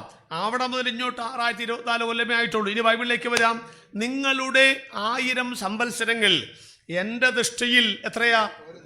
ഇന്നലെ കഴിഞ്ഞു പോയ ഒരു ദിവസം പോലെയാകുന്നു എന്നാ. അപ്പൊ ആദാം മുതൽ ഇതുവരെ 6000 സംവത്സരങ്ങളായി 7000ത്തിലേക്ക് നമ്മൾ പ്രവേശിച്ചെങ്കിൽ നമ്മുടെ കണക്കാണ് 7000. ദൈവത്തിന്റെ കണക്കിൽ 6 ദിവസമേ മാറിയിട്ടുള്ളൂ. അപ്പൊ ദൈവത്തിന്റെ കണക്കിൽ AD 2000 മുതൽ 3000 വരെയുള്ള ഈ 1000 കൊല്ലം എത്രാം ദിവസമാ? 7-ാം ദിവസം. എന്നാലെങ്കിലും സ്തോത്രം പറയുന്നു വിചാരിച്ചു ഇല്ലേ? പഴയമത്തിൽ നിഴലാണ്, പുതിയമം പൊരുളല്ലേ? അങ്ങനെയല്ലേ നമ്മുടെ പിതാക്കന്മാർ പഠിപ്പിച്ചു തന്നിരിക്കുന്നേ? നമ്മുടെ പിതാക്കന്മാർ അതിന് മാറ്റാറുണ്ടോ? അങ്ങനെയാണെങ്കിൽ പഴയമത്തിൽ 6 ദിവസം കഴിഞ്ഞാൽ 7-ാം ദിവസം ശബ്ബത്താണ്, സ്വസ്ഥതയാണ്, വിശ്രാമമാണെങ്കിൽ ഈ 6000 കഴിഞ്ഞ് 7000 വരുന്ന ഈ 1000 സംവത്സരങ്ങൾക്കിടയിൽ 7-ാം ദിവസത്തിൽ സഭ എവിടെ കയറണം? സ്വസ്ഥതയിലേക്ക് പ്രവേശിക്കണം. ഞാനിത് പറഞ്ഞാലും ചില ആളുകൾ പുഴുങ്ങിയ പുട്ട് കുറ്റിക്കകത്തിരിക്കുന്ന പോലെ കൊള്ളണോ തള്ളണോ, ഇത് ശരിയാണോ അല്ലയോ? പിന്നെ ചെല്ല് നമ്മളെക്കാൾ വേഗത്തിൽ കണക്കൂട്ടുന്നവരല്ലേ? നിങ്ങൾ കണക്കൂട്ടി പാസ്റ്ററേ എന്തോ 1000 കൊല്ലമല്ലേ ദൈവത്തിൻ്റെ ദിവസം ആന്നു, ഇപ്പം 24 കൊല്ലമല്ലേ ആയിട്ടുള്ളൂ. അതെ, 976 കൊല്ലം കിടക്കുകയല്ലയോ ആന്നു. അപ്പം നമ്മൾ എത്ര കൊല്ലം ജീവിക്കും? പന്തളത്ത് 70 ഏറെയായാൽ 974 കൊല്ലം കൂടെ ഈ ഒരു ദിവസം തീരാൻ കിടക്കുമ്പം നമ്മൾ എന്തിനാണ് സ്വത്വം പറയുന്നത് എന്ന് ചിന്തിക്കുന്ന ആളുകളുണ്ട്. അതിൻ്റെയും കൂടെ മറുപടി പറഞ്ഞ ആ പോയിന്റ് അങ്ങ് അവസാനിപ്പിക്കുകയാണ്. വേദപുസ്തകത്തിൽ ശുഭകാര്യങ്ങൾ ആരംഭിക്കുന്നത് വൈകുന്നേരമല്ല, ശുഭകാര്യങ്ങൾ ആരംഭിക്കുന്നത് ഉച്ച കഴിഞ്ഞല്ല. രാജ്ഞി രാജാവിൻ്റെ ചെങ്കോൽ തൊട്ടത് 3-ാം ദിവസത്തിലാണ്. വാഴ്ത്തപ്പെട്ട കർത്താവായ യേശുക്രിസ്തു ഉയർത്തെഴുന്നേറ്റത് 3-ാം ദിവസത്തിൻ്റെ പ്രഭാതത്തിലാണ്. എന്ന് പറഞ്ഞാൽ ഈ ഇരിക്കുന്ന മണവാട്ടി സഭയ്ക്ക് വേണ്ടി മണിയറ ഒരുക്കാൻ വാഴ്ത്തപ്പെട്ട കർത്താവ് പോയത് 3-ാം ദിവസത്തിൻ്റെ ആരംഭ സമയത്താണെങ്കിൽ കർത്താവ് ഒരുക്കുന്ന മണിയറയിൽ ഈ ഇരിക്കുന്ന മണവാട്ടി പ്രവേശിക്കുന്നതും ഈ സഹസ്രാബ്ദത്തിൻ്റെ ആരംഭ സമയങ്ങളിൽ ആയിരിക്കുമെന്ന് ഞാൻ പറയുമ്പോൾ അവൻ വാതിൽക്കൽ തന്നെയാണെന്ന് അകത്തളത്തിൽ ഒരു പ്രത്യാശ ദൈവമക്കൾക്കായി ഇന്ന് രാത്രി ഞാൻ ദൈവത്തിന് സ്തോത്രം ചെയ്യുന്നു. മഴ കണ്ടിട്ട് വന്നില്ലല്ലോ പറയാം. മുക്കുവന്റെ കുടുംബത്തിലെ പട്ടിക്കും പന്നിക്കും കടലിൽ കമ്പനം വരുന്നതിന്റെ സൂചന കിട്ടും. അതുകൊണ്ട് ഓരിയിടാൻ തുടങ്ങും. നമ്മുടെ വീട്ടിലെ കോഴിക്കും താറാവിനും ഈ ഉരുണ്ടുകൂടുന്ന കാർമേഘ ഇവിടെ പെയ്യുമോ 2.5 മുതൽ 4.5 വരെ മൈൽ അപ്പുറത്ത് പെയ്യുമോ അറിയാനുള്ള ശേഷിയുണ്ട്. തെളിവ്, മഴക്കാർ ഉരുണ്ടുകൂടുമ്പോൾ കോഴിക്കൂട് തുറന്നിട്. കോഴിയും താറാവും ഇവിടെ മഴ പെയ്യുമെങ്കിൽ മാത്രമേ അകത്ത് കയറത്തുള്ളതാണ് പക്ഷിശാസ്ത്രം പറയുന്നത്. ഇല്ലെങ്കിൽ പമ്മി നിൽക്കും, കേറത്തില്ലെന്ന്. അവർക്കറിയാമെന്നേ കാര്യങ്ങൾ. പ്രിയപ്പെട്ടവരെ, മുക്കുവന്റെ കുടുംബത്തിലെ പട്ടിക്കും പന്നിക്കും കമ്പനം വരുന്നതിന്റെ സൂചന കിട്ടുമെങ്കിൽ നമ്മുടെ വീട്ടിലെ കോഴിക്കും താറാവിനും ഉരുണ്ടുകൂടുന്ന കാർമേഘം ഇവിടെ പെയ്യുമോ അകലെ പെയ്യുമോ കൃത്യമായി സൂചന കിട്ടുമെങ്കിൽ അവന്റെ രക്തത്താൽ വീണ്ടെടുക്കപ്പെട്ട കാന്തയായ ദൈവസഭയ്ക്ക് കാന്തനാകുന്ന ക്രിസ്തു വെളിപ്പെടുന്നതിന്റെ സൂചന എന്തുകൊണ്ട് അകത്ത് കിട്ടുകയില്ല? ചൂരൽമല മനസ്സിലായോ? മുണ്ടക്കൈ മനസ്സിലായോ? അറിയില്ലേ? ചൂടാറിയിട്ടില്ലല്ലോ. ഞാൻ ഇവിടെ ഏതെങ്കിലും 100 കണക്കിന് വീടുകൾ പോയി അവിടുത്തെ ആന ചത്തിട്ടുണ്ടോ? സിംഹമോ പുലിയോ ഉണ്ടോന്ന് അറിയത്തില്ല. ചത്തിട്ടുണ്ടോ? ഒരമ്മച്ചി കാട്ടാൻ മുമ്പ് ചെന്ന പറ്റി ചത്തിട്ട് എന്താ കാര്യം അറിയാമല്ലോ. ഭൂകമ്പം ഉണ്ടാകും മുൻപ് പ്രകൃതിക്ക് പലതും മനസ്സിലാകും. വെള്ളത്തെ ആയുധം ചെയ്ത് കഴിഞ്ഞ് അവിടെ സ്പേസ് ഇല്ലാത്തതുകൊണ്ട് തിരിച്ചു വരുമ്പോൾ പാറകൾ പിളരും. വെള്ളം കൊണ്ട് പാറകൾ പിളരുന്ന ആ സമ്മർദ്ദ ശബ്ദം ആർക്ക് മനസ്സിലാക്കാൻ പറ്റും? ഭൂമി ചെരിഞ്ഞ് ഉരുണ്ട കല്ലുകൾ വരുമ്പോൾ മനസ്സിലാക്കണം അകത്തെന്തോ സമ്മർദ്ദം നടക്കുന്നുണ്ട്. വൃക്ഷങ്ങൾ ചെരിയുമ്പോൾ മനസ്സിലാക്കണം, പോസ്റ്റുകൾ ചെരിയുമ്പോൾ മനസ്സിലാക്കണം അകത്തെന്തോ നടക്കുന്നുണ്ട്. പക്ഷികൾ കൂടുവിട്ട് അകലുമ്പം മനസ്സിലാക്കണം വൃക്ഷത്തിന്റെ താഴെ എന്തോ നടക്കുന്നുണ്ട്. താഴെ കിടന്നുറങ്ങുന്ന ആനയ്ക്കും കുറുക്കനും ഒക്കെ മനസ്സിലായി ഇതിന്റെ കമ്പനം എന്താണെന്ന്. ഡ്യൂറോഫ്ലക്സ് മെത്തക്കകത്ത് കിടന്നുറങ്ങുന്ന മനുഷ്യർക്ക് മനസ്സിലായില്ല അകത്തെന്തോ സംഭവിക്കാൻ പോകുന്നെന്ന്. ഇന്ന് രാത്രി ഞങ്ങൾ ഉറക്കെ വിളിച്ചു പറഞ്ഞതുകൊണ്ട് ഇനിയും അധികം കാലങ്ങളില്ല പ്രിയപ്പെട്ടവരെ, ഇനിയും അധികം നാളുകളില്ല. ഇത് ഇളകി മാറാൻ പോവുകയാണ്. ഇത് ദിവസങ്ങളിൽ 7-ാമത്തെ ദിവസമാണെന്നും ഇതിന്റെ ആരംഭകാലങ്ങളിൽ കർത്താവ് വരുമെന്നും ഞാൻ പറയുമ്പോൾ കരങ്ങളൊന്ന് ചേർത്തടിച്ചോ. ഇന്ന് രാത്രിയിൽ അംഗീകരിക്കുന്ന ദൈവമക്കളെ ഞാൻ ദൈവത്തിന് സ്തോത്രം ചെയ്യുകയോ.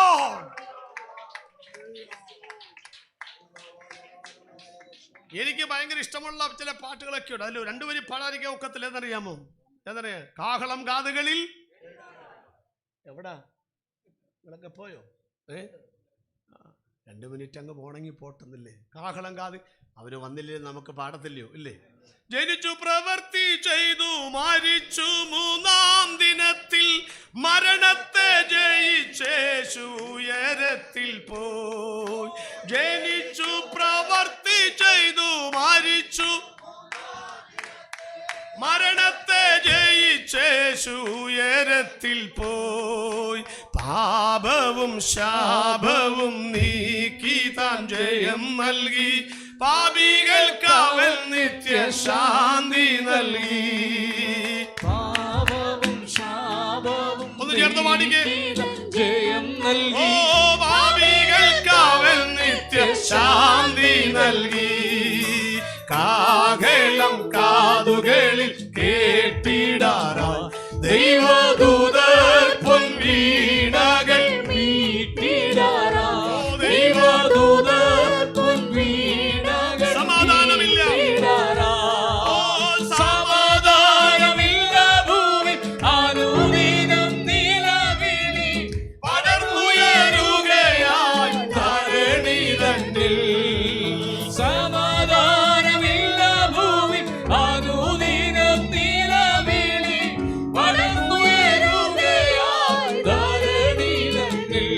ഓ ദൈവത്തിൻ പൈതങ്ങൾക്കാനന്ദം ധരണിയിൽ ക്ലേശിപ്പല്ലവലേശം സാരമില്ല.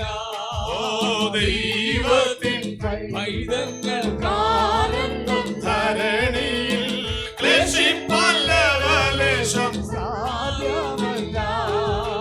കാഹളം കാതുകളിൽ കേട്ടിടാറായി ദൈവദൂതർ പൊൻവീണകൾ മീട്ടിടാറായി. ദൈവദൂതർ പൊൻവീണകൾ മീട്ടിടാറായി.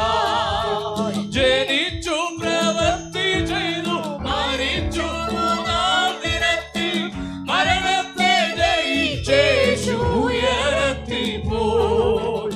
ജനിച്ചു പ്രവൃത്തി ചെയ്തു മരിച്ചു 3-ാം ദിനത്തിൽ ഓ മരണത്തെ ജയിച്ചേശു ഉയരത്തിൽ പോയി. പാപവും ശാപവും നീക്കിതാൻ ജയം നൽകി.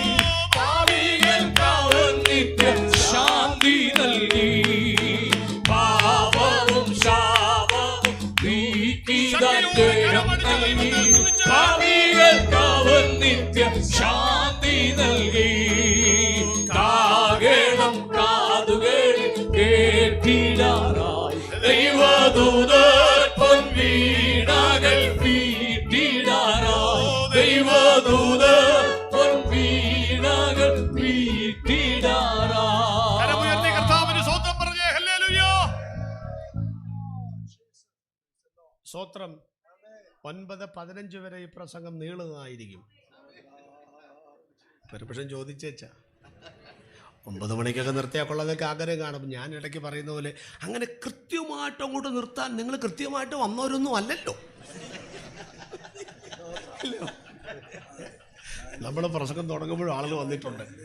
എന്നാലും നമ്മൾ വൈകിക്കുന്നില്ല. ഇന്ന് 3-ാം ദിവസമല്ലേ, എനിക്ക് സമയം തന്നിട്ടുണ്ട്. 9:15 നമ്മളെല്ലാം കൂടെ പറഞ്ഞ് അവസാനിപ്പിക്കും. സ്വത്രം പെട്ടെന്ന് അങ്ങ് തീർക്കാം. അപ്പോൾ 1-ാമത്തെ ഭാഗം അവസാനിച്ചു. എന്താണ്? ദിവസങ്ങളിൽ ഇത് 7-ാം ദിവസമാണ്. മക്കളെ, ഈ ദിവസങ്ങളിൽ കാഹളം ധരിക്കും കേട്ടോ. ഒറ്റ ചിന്ത കൂടെ പറയാം. തലമുറകളിൽ ഇത് 7-ാം തലമുറയാണ്. അതിൻ്റെ കണക്ക് പറയാൻ വേണ്ടി ഉൽപ്പത്തി പുസ്തകം 5-ാം അധ്യായം ഒന്ന് എടുത്തു വെച്ചോ ആവശ്യമുള്ളവർ. 5-ാമത്തെ തുടങ്ങുന്നത് ഇങ്ങനെയാണ്: ആദാമിൻ്റെ വംശപാരമ്പര്യമാവിത്. എന്നിട്ട് പറയുകയാണ്, ആദാമിന് 130 വയസ്സായപ്പോൾ ഒരു കുഞ്ഞിനെ ജനിപ്പിച്ചു. പേരെന്തുവാ? ഷേത്ത് എന്ന് പേരിട്ടു അല്ലേ. പിന്നീട് ആ പാരഗ്രാഫ് തീരുന്നത് ആദാമിൻ്റെ ആയുഷ്കാലം 930. 800 വർഷം കൂടെ ജീവിച്ചിരുന്ന അനേകം പുത്രന്മാരെയും പുത്രിമാരെയും ജനിപ്പിച്ചു. അപ്പോൾ ആദാം മരിക്കുമ്പോൾ തന്നെ എത്രയോ തലമുറയുണ്ടെന്നറിയാമോ? ഇഷ്ടംപോലെ ഉണ്ടെന്നേ. ആദാമിനാകെ 2 പിള്ളേർ. ഒരാളെ കൊന്നു. പിന്നെ അടുത്ത ആൾക്ക് അവിടെ നിന്ന് പെണ്ണ് കിട്ടിയെന്നൊക്കെ പണ്ട് പോലെ പിള്ളേർ ചോദിക്കുന്ന പോലെ. അതിനൊന്നും അർത്ഥമില്ല. ഇഷ്ടംപോലെ പിള്ളേരുണ്ടെന്നേ. ഇനി നിങ്ങൾ ഉൽപ്പത്തി 5 എടുത്ത് വയ്ക്കുമ്പോൾ ശ്രദ്ധിക്കുക. ഒരു പാരഗ്രാഫ് ഒരു തലമുറയാണ്. 2-ാമത്തെ ഖണ്ഡിക 2-ാം തലമുറയാണ്. 3-ാം പാരഗ്രാഫ് 3-ാം തലമുറ. 4-ാം പാരഗ്രാഫ് 4-ാം തലമുറ. 5, 6, 7, 21-ാമത്തെ വാക്യത്തിലേക്ക് വരുമ്പോൾ 7-ാം തലമുറയാണ്. ഇനി 7-ാം തലമുറയിൽപ്പെട്ടവരുടെ പേരൊന്ന് വായിച്ച് 21-ാമത്തെ വാക്യം ഒന്ന് വായിച്ച്. ഉൽപ്പത്തി 5:21 വായിക്ക്. ഹാനോക്കിന് 65 വയസ്സായപ്പോൾ അവൻ മെഥൂസലേഹിനെ ജനിപ്പിച്ചു. മെഥൂസലേഹിനെ ജനിപ്പിച്ച ശേഷം ഹാനോക്ക് 300 സംവത്സരം ദൈവത്തോടുകൂടെ നടക്കുകയും പുത്രന്മാരെയും പുത്രിമാരെയും ജനിപ്പിക്കുകയും ചെയ്തു. ഹാനോക്കിന്റെ ആയുഷ്കാലം ആകെ 365 സംവത്സരമായിരുന്നു. ഹാനോക്ക് ദൈവത്തോടുകൂടെ നടന്നു, ദൈവം അവനെ എടുത്തുകൊണ്ടതിനാൽ കാണാതെയായി. സ്തോത്രം. അപ്പം ആദാം മുതൽ എത്രാമനാണ് ഈ ഹാനോക്ക്? 7-ാമനാണ്. 7-ാമൻ എന്നുള്ളതിന് അവിടെ 1, 2, 3 എണ്ണൊന്നും വേണ്ട. യൂദായുടെ ലേഖനത്തിൽ വാക്യമുണ്ടല്ലേ, ആദാം മുതൽ വായിച്ചിട്ടുണ്ട്. അപ്പം ആദാം മുതൽ 7-ാമനായ ഹാനോക്കും എന്ന് വായിച്ചിട്ടുണ്ട്. ഇവിടെ വായിക്കുന്നത് ഒരു ചിന്തകന്മാർ പറയുന്നത് പണ്ട് കാലത്ത് 1000 വർഷമാണ് ഒരു പുരുഷന് ആയുസ് കൊടുത്തിരുന്നത്. ദൈവം തമ്പുരാൻ തിന്നുന്ന നാളിൽ മരിക്കും, തിന്നു മരിച്ചു. അപ്പം വയസ്സെത്ര? 930. ഈ പാരഗ്രാഫുകൾ 7 തലമുറ വായിക്കുമ്പോൾ 900-നും 1000-നും ഇടയിലാണ് നല്ലൊരു ശതമാനം ആളുകൾക്ക് ആയുസ്. ആദാമിനെ കടത്തിവിട്ട ഒരാൾ അവിടെ ഉണ്ടല്ലോ, ആരാ പേര്? മെഥൂശാല. 969. 1-2 പേർക്ക് മാത്രമേ ഈ 900 താഴെ വന്നിട്ടുള്ളൂ. അപ്പം പണ്ട് കാലത്തൊരു പുരുഷായുസ് എന്ന് പറയുമ്പോൾ മിനിമം 1000-ആണ്. ഈ കണക്ക് ഇപ്പോൾ എടുത്തിട്ട് വേദചിന്തകന്മാർ പറയുന്നത് അന്ന് 7000 വർഷത്തിലല്ല ഹാനോക്ക് ജനിക്കുന്നത്, ആ സമീപകാലത്താണെങ്കിലും ഈ 1000 വർഷം ഒരു പുരുഷൻ്റെ ആയുസ് കണക്കാക്കുമ്പം 6000 കൊല്ലം കൊണ്ട്, നമ്മുടെ ഈ 6000 കൊല്ലം കൊണ്ട് നമുക്ക് 100,000 തലമുറകൾ പോയിട്ടുണ്ട്. എൻ്റെ വീട്ടിൽ 4 തലമുറയുണ്ട്. എൻ്റെ അമ്മയുണ്ട്, ഞാനുണ്ട്, എൻ്റെ മക്കളുണ്ട്, മക്കളുടെ മക്കളുണ്ട്, ഉണ്ടോ? അപ്പം 4 തലമുറയുണ്ട്. പക്ഷേ ആദാം മുതൽ ഇതുവരെയുള്ള 6000 കൊല്ലം ദൈവത്തിൻ്റെ കണക്കിൽ 6 പുരുഷായുസ് മാത്രമേ ഉള്ളൂ. അപ്പം 1000 വർഷം ഒരു പുരുഷായുസ് കണക്കാക്കിയാൽ എത്ര തലമുറ പോയത് വേണമെങ്കിൽ പറയാം? 6 തലമുറയെ പോയിട്ടുള്ളെന്ന്. സ്തോത്രം. 6000 കൊല്ലം കൊണ്ട് 6 പുരുഷായുസേ പോയിട്ടുള്ളെന്ന്, 6 തലമുറയെ പോയിട്ടുള്ളെന്ന്. അങ്ങനെ വന്നാൽ ഇപ്പോൾ ജീവിക്കുന്ന ഞാനും നിങ്ങളും എത്രാമത്തെ തലമുറയിൽ വരും? 7-ാം തലമുറ. മനസ്സിലാകാത്തവരുണ്ടെങ്കിൽ രാത്രി കിടന്ന് ഉറങ്ങാൻ ബുദ്ധിമുട്ടൊന്നും വിഷയം ചോദിച്ച് മനസ്സിലാക്കിച്ചേ പോകാവുള്ളൂ. 7-ാം തലമുറ. ഇനി പഴയ നിയമത്തിലേക്ക് വരാം. പഴയ നിയമത്തിൽ 7-ാം തലമുറയിൽപ്പെട്ടവനാണ് ഹാനോക്ക്. എന്തോ സംഭവിച്ചു? കാര്യം പിടികിട്ടിയല്ലോ. ഹാനോക്കിൽ നിന്ന് പഠിച്ചു നോക്കണ്ടേ, എന്നാ മനോഹരമായ, ഒത്തിരിയൊന്നുമില്ല എന്നാലും എന്തല്ലേ. ഹാനോക്ക് 65 ഒരു മകനെ ജനിപ്പിച്ച അവനാണ് മെഥൂശലേഹ്. പിന്നെ 10-300 കൊല്ലം പിന്നെ ജീവിച്ചിരുന്നു. സത്യം പറഞ്ഞ ഈ സ്വർഗത്തിൽ ചെല്ലാനൊരു ഭാഗ്യമുണ്ടായാൽ 1-2 പേരുടെ കഴുത്തിൽ ഭൂമാല ഇട്ട് കൊടുക്കണം. ഒന്ന് നോഹയുടെ കഴുത്തിൽ. എന്താ കാലം? ഇത്രയും കൊല്ലം ഒറ്റ വിഷയം പ്രസംഗിച്ച് ഞാൻ ഇന്ന് പ്രസംഗിക്കുന്ന നോഹയുടെ കാലം പോലെ തന്നെ ഒരു നടത്തിപ്പ് ഇതിനായിട്ടും കൂടി തിരിഞ്ഞതാണ്. ഒറ്റ വിഷയം പ്രസംഗിച്ചു. പിന്നെ ചിന്തിക്കുക, ഒരു മാല ഇട്ട് കൊടുക്കണം. എന്താ എൻ്റെ അർത്ഥം? 2, ഹാനോക്കിനും വേണ്ട ഒരു മാല. എന്താ കാര്യം? ഇത്രയും കൊല്ലമൊക്കെ കൃത്യമായിട്ട് പറഞ്ഞിരിക്കുക, ഈ പുള്ളി ഒരു ഭാര്യയുടെ കൂടെ ജീവിച്ചെന്ന്. അതിനൊരു മാല വേണ്ടേ? വേണം. നമ്മുടെ ഇടയിലൊക്കെ ഡിവോഴ്സ് വർദ്ധിക്കുക, ശക്തമായിട്ട് പറഞ്ഞുകൊണ്ടിരിക്കുക ഞാൻ ഈ കാര്യങ്ങളൊക്കെ. നോഹയുടെ കാലഘട്ടത്തിൻ്റെ പ്രത്യേകതയാണത്. 3-ാമത്തെ പ്രത്യേകത, ഇഷ്ടമുള്ളവരെ കല്യാണം കഴിക്കുക.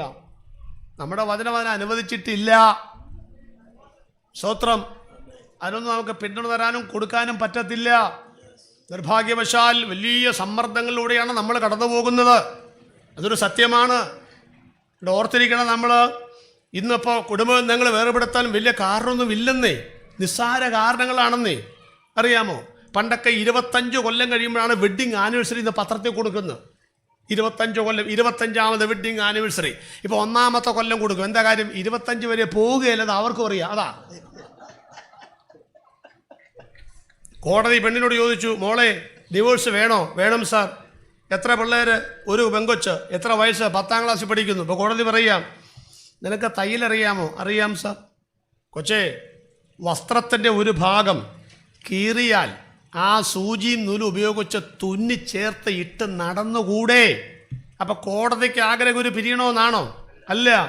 അപ്പം ഈ പെങ്കൊച്ച് പറയാ, നടക്കാം സാർ, പക്ഷേ വസ്ത്രത്തിൻ്റെ എല്ലാ ഭാഗവും കീറിയതാണെങ്കിൽ വേറെ തുണി മേടിക്കല്ലേ നല്ലതെന്ന്. കോടതി പറഞ്ഞു, വേറെ മേടിച്ചോളാൻ പറഞ്ഞു. അത്രേ ഉള്ളെന്നേ. ഈ ഒരു ഭാര്യയുടെ കൂടെ ജീവിക്കുക എന്നൊക്കെ. എന്നാ ഞാനൊരു ഈ പ്രസംഗം നടത്തുമ്പോൾ ഒരു കാര്യം പറയാണ്ട് കേട്ടോ. ഞാനൊരു 3 ചോദ്യം ചോദിക്കാൻ പോവാ സദസ്യരോട്. ചോദിക്കുമ്പോൾ ലഡു ഒന്നും പൊട്ടരുത്. സമാധാനമായിട്ടിരിക്കണം. ഇനിയൊരു ജന്മമുണ്ടെങ്കിൽ ഇപ്പോഴുള്ള ഭാര്യ മതിയോ ഇപ്പോഴുള്ള ഭർത്താവ് മതിയോ? നിങ്ങളെന്താ ചിരിച്ച് എന്നെ പറഞ്ഞു? എൻ്റെ പാസ്റ്റേ, ഈ ജന്മം തന്നെ ഇതുങ്ങളെ കൊണ്ടു നടക്കാനുള്ള ഇല്ലേ, അതാ നമ്മൾ പലരും ചിന്തിക്കുന്നേ.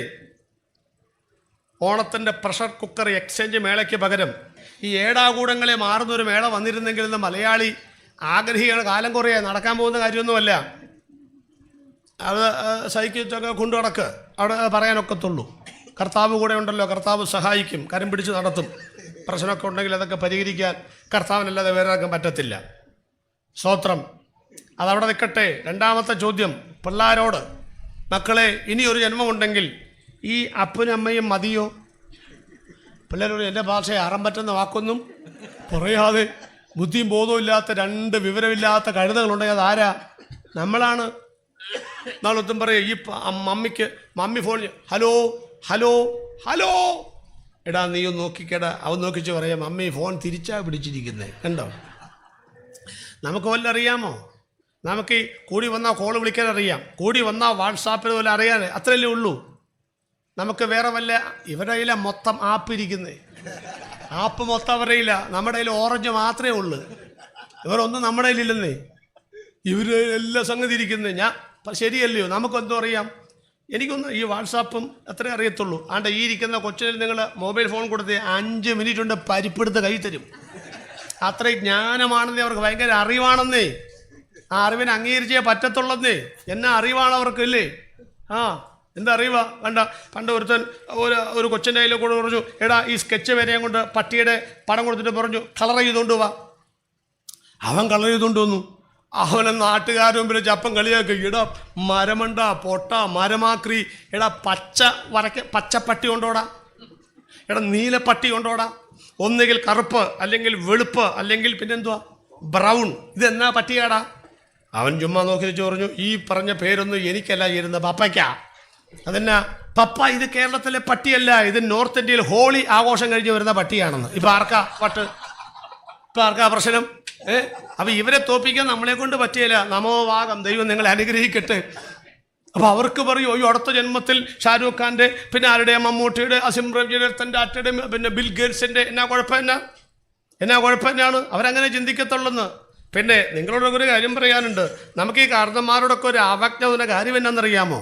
അവരുടെ ഈ ഒരു ഭംഗിയില്ലായ്മ ഇല്ലേ, ഒരു പ്രായമാകുമ്പം അങ്ങനെയൊക്കെയാണ് ഇരിക്കുന്നേ. അത് സ്വാഭാവികമാണ്. പ്രായമാവും. ഞാൻ പറഞ്ഞത്, ഒരു കുട്ടിക്കൂറ് അങ്ങോട്ട് ഇട്ടാൽ ഇങ്ങോട്ട് കിട്ടുകയില്ലാത്ത പരുവത്തിൻ്റെ കണ്ണൊട്ടി കവളൊട്ടി ഇട്ടാ വട്ടത്തിൽ കുട്ടയിൽ കിടക്കുന്ന പ്രായമായാൽ കൊണ്ടു നടക്കാൻ ഒക്കത്തില്ലെന്നേ. പക്ഷെ ഒരു മർമ്മം നിങ്ങൾ അറിയണമെന്നറിയാമോ? നിങ്ങളുടെ പ്രായത്തിൽ നിങ്ങളുടെ മാതാപിതാക്കൾക്ക് നിങ്ങളെക്കാൾ സൗന്ദര്യം ഉണ്ടായിരുന്നു. അംഗീകരിക്കാമോ? ഒന്നുകൂടെ പറയാം, നിങ്ങളുടെ പ്രായത്തിൽ നിങ്ങളുടെ കാരണന്മാർക്ക് നിങ്ങളെക്കാൾ ഗ്ലാമറായിരുന്നു. ഇനി തെളിവും കൂടെ പറയാം. അതുകൊണ്ടാണ് ഇത്രയെങ്കിലും ഓഞ്ഞ മോന്ത നിങ്ങൾക്ക് കിട്ടിയത്. അതാൻ്റെ തെളിവ് ഉണ്ടോ? അതിന് തെളിവതാ. അതുകൊണ്ട് ഞാൻ മൂന്നാമത്തെ ചോദ്യം ചോദിക്കുക. ഇങ്ങനെയൊന്നും ചിരിച്ചോണ്ട് മറുപടി പറഞ്ഞാൽ പോരാ. പിന്നെന്താണ്? പന്തളം മുഴുവൻ കേൾക്കണം അടുത്ത മറുപടി. ഇനി ഒരു ജന്മമുണ്ടെങ്കിൽ ഭാര്യ ഭർത്താക്കന്മാരെ മാറ്റാൻ ആഗ്രഹിക്കുന്നവരെ കണ്ടേക്കാം. ഒന്നും നിയമം വെച്ച് പറയുന്നല്ല. 2, മക്കളെയും മാതാപിതാക്കന്മാരെയും മാറ്റാൻ ആഗ്രഹിക്കുന്നവരെ കണ്ടേക്കാം. നെഞ്ചിൽ കുത്തി 1,00,000 വാട്സിന്റെ സൗണ്ടിൽ ഞാൻ ചോദിക്കുന്നു, ഇനി ഒരു ജന്മമുണ്ടെങ്കിൽ ഇപ്പോൾ ആരാധിക്കുന്ന, ഇപ്പോൾ സേവിക്കുന്ന ഈ യേശുവിനെ തന്നെ മതിയോ ദൈവമായിട്ടെന്ന് ചോദിച്ചാൽ ഇതൊന്നും പോരാന്ന് ഒന്ന് കരപടിച്ച് നാട്ടുക മുഴുവൻ അറിയട്ടെ. പക്ഷേ ഒരു ജന്മമല്ല, 1000 ജന്മം ലഭിച്ചാലും യേശുവല്ലാതെ ഞങ്ങൾക്ക് മറ്റൊരു ദൈവത്തെ വേണ്ട എന്ന് അഭിമാനത്തോടെ പറയാൻ കഴിയുന്നവര്, അവനൊപ്പം പറയാൻ ഒരാളില്ല, അവനെ പോലെ ആരാധ്യനായി മറ്റൊരുവനുമില്ലെന്ന് അനുധാവനം ചെയ്യുവാൻ കൊള്ളാകുന്ന, ആരാധിപ്പാൻ കൊള്ളാകുന്ന, അനുഗമിക്കുവാൻ കൊള്ളാകുന്ന, പകരം വെക്കാൻ ആളില്ലപ്പ. മറ്റൊരുത്തനും പകരമില്ലാത്ത ഒരേ ഒരു ദൈവം ഞങ്ങൾ പ്രസംഗിക്കുന്ന യേശു ക്രിസ്തുവാണ്. 7ാം തലമുറയാണ് മക്കളെ. ഹാനോക്കിന് സംഭവിച്ച കാര്യം അറിയാമോ? നടന്നു പോകുമ്പോൾ എന്തോ ചെയ്തു? ആണ്ട് എടുക്കപ്പെട്ടെന്ന്. അതായി പറയുന്നേ തൈപ്പാസെ, അതായി പറയുന്നേ. പന്തളം കോളേജിലേക്ക് നടന്നു പോകുമ്പോൾ എടുക്കപ്പെടാൻ സാധ്യതയുണ്ട്.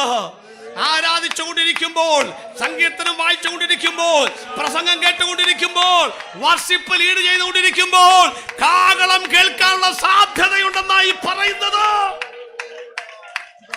കോളേജിൽ പോകുമ്പോൾ മൊബൈൽ പിടിച്ചോണ്ട് പൊക്കോ. മൊബൈലില്ലാതെ ജീവിക്കാൻ പറ്റുമോ? ഇപ്പം മൊബൈലാണോ ബൈബിളാണോ പ്രധാനം? ആർക്കറിയാം? എനിക്കറിയാം. നിങ്ങളിപ്പോൾ ഇവിടെ നിന്ന് യോഗം കഴിഞ്ഞ് പോയി, ആണ്ടൊരു 2 കിലോമീറ്റർ ഉളനെ ചെന്നപ്പോൾ അയ്യോ ബൈബിൾ എടുത്തില്ല. അപ്പം എന്തോ പറയും?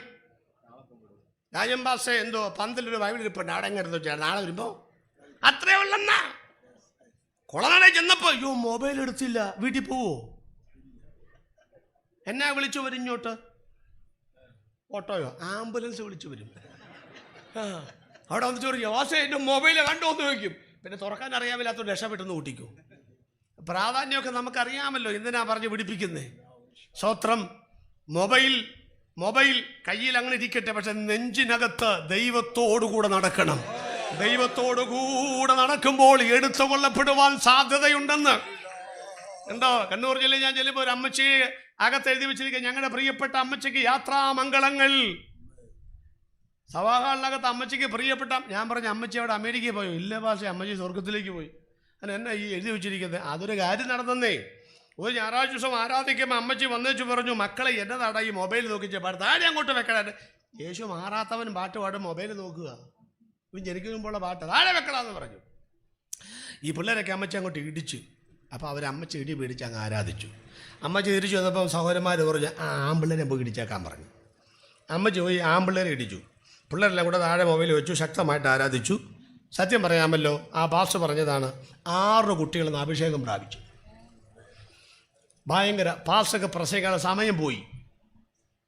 പക്ഷേ ആരാധനയെല്ലാം കഴിഞ്ഞ് ഈ അമ്മച്ചിക്കൊരു അഭിനന്ദനം അറിയിക്കാൻ വേണ്ടി സഭക്കാർ ചെന്നപ്പം അമ്മച്ചി 40 മിനിറ്റായി മരിച്ചിട്ട് കസേരയിൽ നിന്ന് മരിച്ചു പോയിന്ന്. അല്ലേ, ഞങ്ങളുടെ തൃശ്ശൂർ പൂമലയിൽ ഒരമ്മച്ചി സംഗീതനം വായിക്കുക, പ്രാവിലുള്ളതുപോലെ ചെറുകനിക്കുണ്ടായിരുന്നെങ്കിൽ അവിടെ ഇരുന്നു. ഇപ്പം നമ്മളൊക്കെ എന്ത് ചെയ്യും? ഈ പാട്ട് പാടുമ്പോൾ ഗദ്ഗതം ഉണ്ടാകുന്നതുകൊണ്ട് ഒരടി പാട്ടൊക്കെ പാടി തൻ്റെ ഏകാരുടെ പാട്ട് മുഴുവൻ തന്നെ അമ്മച്ചി എഴുന്നേക്ക് ചെന്ന് നോക്കുമ്പോൾ അമ്മച്ചി മരിച്ചിരിക്കുകയാണെന്ന്. എന്നിട്ട് നമ്മുടെ എറണാകുളത്തെ ഒരു അഭാഷ കർത്തൃമേശ നടത്തിക്കൊണ്ടിരിക്കുമ്പോൾ കുഴഞ്ഞു വീണ് മരിച്ചു, കണ്ടായിരുന്നു. റാന്തിയിൽ ഡെഡ് ബോഡിക്ക് വേണ്ടി പ്രാർത്ഥിച്ചുകൊണ്ടിരിക്കുമ്പോൾ ആൾ മരിച്ചു, കണ്ടായിരുന്നു. ഈയിടെ ഒരാൾ അതുപോലെ മരിച്ചു, കണ്ടായിരുന്നു. ഇപ്പോഴെപ്പോഴാ മരണം? പണ്ടൊരു പാട്ടുണ്ട്, എപ്പോഴാണ് എൻ്റെ സോദര മൃത്യു വരുന്നതോർക്കായിൽ. അതൊക്കെ ഇപ്പം ആര് പാടാന്? ഓർത്തോളം നിങ്ങൾ, എപ്പോഴാ മരണം അറിയില്ല പ്രിയപ്പെട്ടവരെ. JC പാറക്കടവിൽ ഞാൻ എപ്പോഴും പറഞ്ഞ ഒരു രീതി, അത് ഫലിതം പോലെ ആയിപ്പോയത് മാത്രമേ ഉള്ളൂ. JC പാറക്കടവിൽ മരിച്ചു. പ്രസംഗന റാന്നിയിലാണ് മരിക്കുന്നത്. സ്വന്തം മകൾ ലിഡിയാണ് പ്രസംഗം ട്രാൻസ്ലേഷൻ ചെയ്യുന്നത്. ഞാൻ പാമ്പാടി പ്രസംഗിക്കുന്നു. എബിയബ്രഹാം പാഷ എനിക്ക് മെസ്സേജ് എഴുതുന്നു, JC കുഴഞ്ഞു വീണു ആശുപത്രിയിൽ, പ്രാർത്ഥിക്കാം. പുളിക്കൽ കവല നിൽക്കുമ്പം മെസ്സേജ് വന്നു, JC യാത്രയായി. പ്രസംഗിച്ചുകൊണ്ടിരുന്നപ്പോഴാണ് മരിക്കുന്നത്. സ്തോത്രം. ഒരു കാര്യം ഓർക്കണോ നിങ്ങൾക്ക്? ഞങ്ങളുടെ ഓഫീസിലോട്ട് വിളിച്ചു ചോദിച്ചു, ജോയി പാറക്കൽ സാറ് മരിച്ചല്ലേ? കാരണം JC പാറക്കടവിൽ എന്നുള്ള പേരും ജോയി പാറക്കലിൻ്റെ പേരും ഒരുപോലെ ആയിരിക്കുന്നത്. ട്രിവാൻഡ്രത്ത് ചെല്ലുമ്പോൾ എന്നെ ഇപ്പോഴും പറയുന്നത്, ഇന്ന് രാത്രി ജോയി പാറക്കടവിൽ പ്രസംഗിക്കുന്നത്. ഇരുന്നോട്ടെന്ന് ഞാനും കണ്ട് മാറ്റാൻ പോവാറില്ല, അവിടെ ഇരിക്കട്ടെ, ചിലപ്പോഴൊക്കെ തിരുത്തും. ഓഫീസിലോട്ട് വിളിച്ചത് പോട്ടെ, അതൊക്കെ പോട്ടെ എന്ന് വെക്കാം. ഞാൻ പുളിക്കക്കവലിൽ നിന്ന് കോട്ടയത്തെ KSRTC ബസ് സ്റ്റാൻഡിൽ നിൽക്കുമ്പോൾ എന്നോടൊരാൾ വിളിച്ചു ചോദിച്ചു, ഞാൻ ചത്തോന്ന്. കണ്ടോ? അതാ കടമ്പനാടെന്ന് വിളിച്ച, കടമ്പനാടെന്ന്. ആ ശൈലി കേട്ടോളം. ജോയി പാറക്കൽ പാസ്റ്റാന്നോ? ആന്നു. ഇപ്പോൾ എവിടെ നിൽക്കുന്നു? കോട്ടയം KSRTC ബസ് സ്റ്റാൻഡിൽ. ആരോഗ്യമൊക്കെ എങ്ങനെയുണ്ടെന്ന് ആദ്യമായിട്ട് വിളിക്കുക. ഞാൻ പറഞ്ഞു, മരണവാർത്ത കേട്ടായിരുന്നു.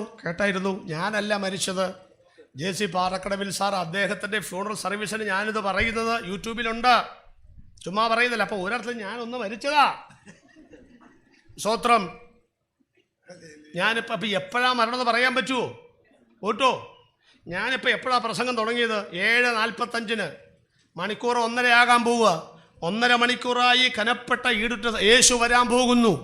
ഇത്ര ഗൗരവമുള്ള സന്ദേശം പറഞ്ഞിട്ടും ആണ്ട് നിങ്ങളുടെ അടുത്തിരിക്കുന്ന ഒരാൾ 1:30 മണിക്കൂർ ഇതുവരെ വാ തുറന്നിട്ടില്ല, ഒരു ഹല്ലേലൂയ പറഞ്ഞിട്ടില്ലെങ്കിൽ ഒന്ന് പിച്ചി നോക്കിയാൽ ചിലപ്പോൾ ചത്തിരിക്കുകയായിരിക്കും എന്നായി പറഞ്ഞ് പറയാൻ പറ്റുമോ? 1:30 മണിക്കൂറായി സ്വന്തം പറയാത്ത നമ്മൾ പിന്നെ എന്തിനാ ജീവിച്ചിരിക്കുന്നത് ഞാൻ പറയുന്നില്ല, പക്ഷേ ജീവനുള്ളതൊക്കെയും ദൈവത്തെ സ്തുതിക്കട്ടെ എന്നല്ലേ വചനം. എപ്പോഴാ മരിക്കേണ്ടത്? പിള്ളേരെല്ലാം വിദേശത്ത് പോയി 1 ലക്ഷം രൂപ 5 പേര് മക്കൾ തന്നു. ഈ കാശൊക്കെ എന്തിനാ അപ്പളി തരുന്നവരറിയാമോ? അറിയില്ലേ നിങ്ങൾക്ക്? അതൊക്കെ ഞാൻ പറയുന്നത്, ഈ അടുത്തുള്ള ഈ പാവം പിടിച്ച ആൾക്കാർക്കിടെ പിള്ളേർക്കൊന്നും പഠിപ്പിക്കാൻ അവർക്ക് ഗതിയില്ല. അപ്പം നമ്മുടെ പിള്ളേർ പോയിട്ട് പൈസ അയച്ചു തരിക, ആ അമ്മച്ചിനെ കൊണ്ടുവന്ന് ഹോം നേഴ്സായിട്ട് നിർത്തുക, ആ കാശ് അമ്മച്ചിക്ക് കൊടുക്കുക.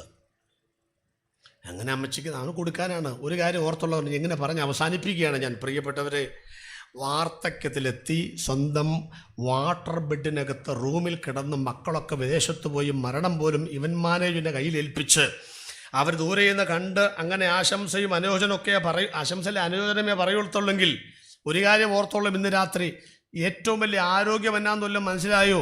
സ്വന്തം കട്ടിലിൽ നിന്ന് എഴുന്നേക്കാൻ കഴിയുന്നതും പരസഹായം കൂടാതെ ടോയ്ലറ്റിൽ പോകാൻ കഴിയുന്നതും തിരിച്ചു വന്നൊരു കാപ്പി അനത്തി കുടിക്കാൻ പറ്റുമെങ്കിൽ അതിനേക്കാൾ വലിയ ആരോഗ്യം വേറെയില്ല മക്കളെ. സ്വന്തം വീട്ടിനകത്ത് മലമൂത്ര വിസർജനം ചെയ്ത് ഇവിടെ കിടക്കുന്നതിനേക്കാൾ, ദുർഗന്ധം വമിച്ച് കിടക്കുന്നതിനേക്കാൾ നല്ല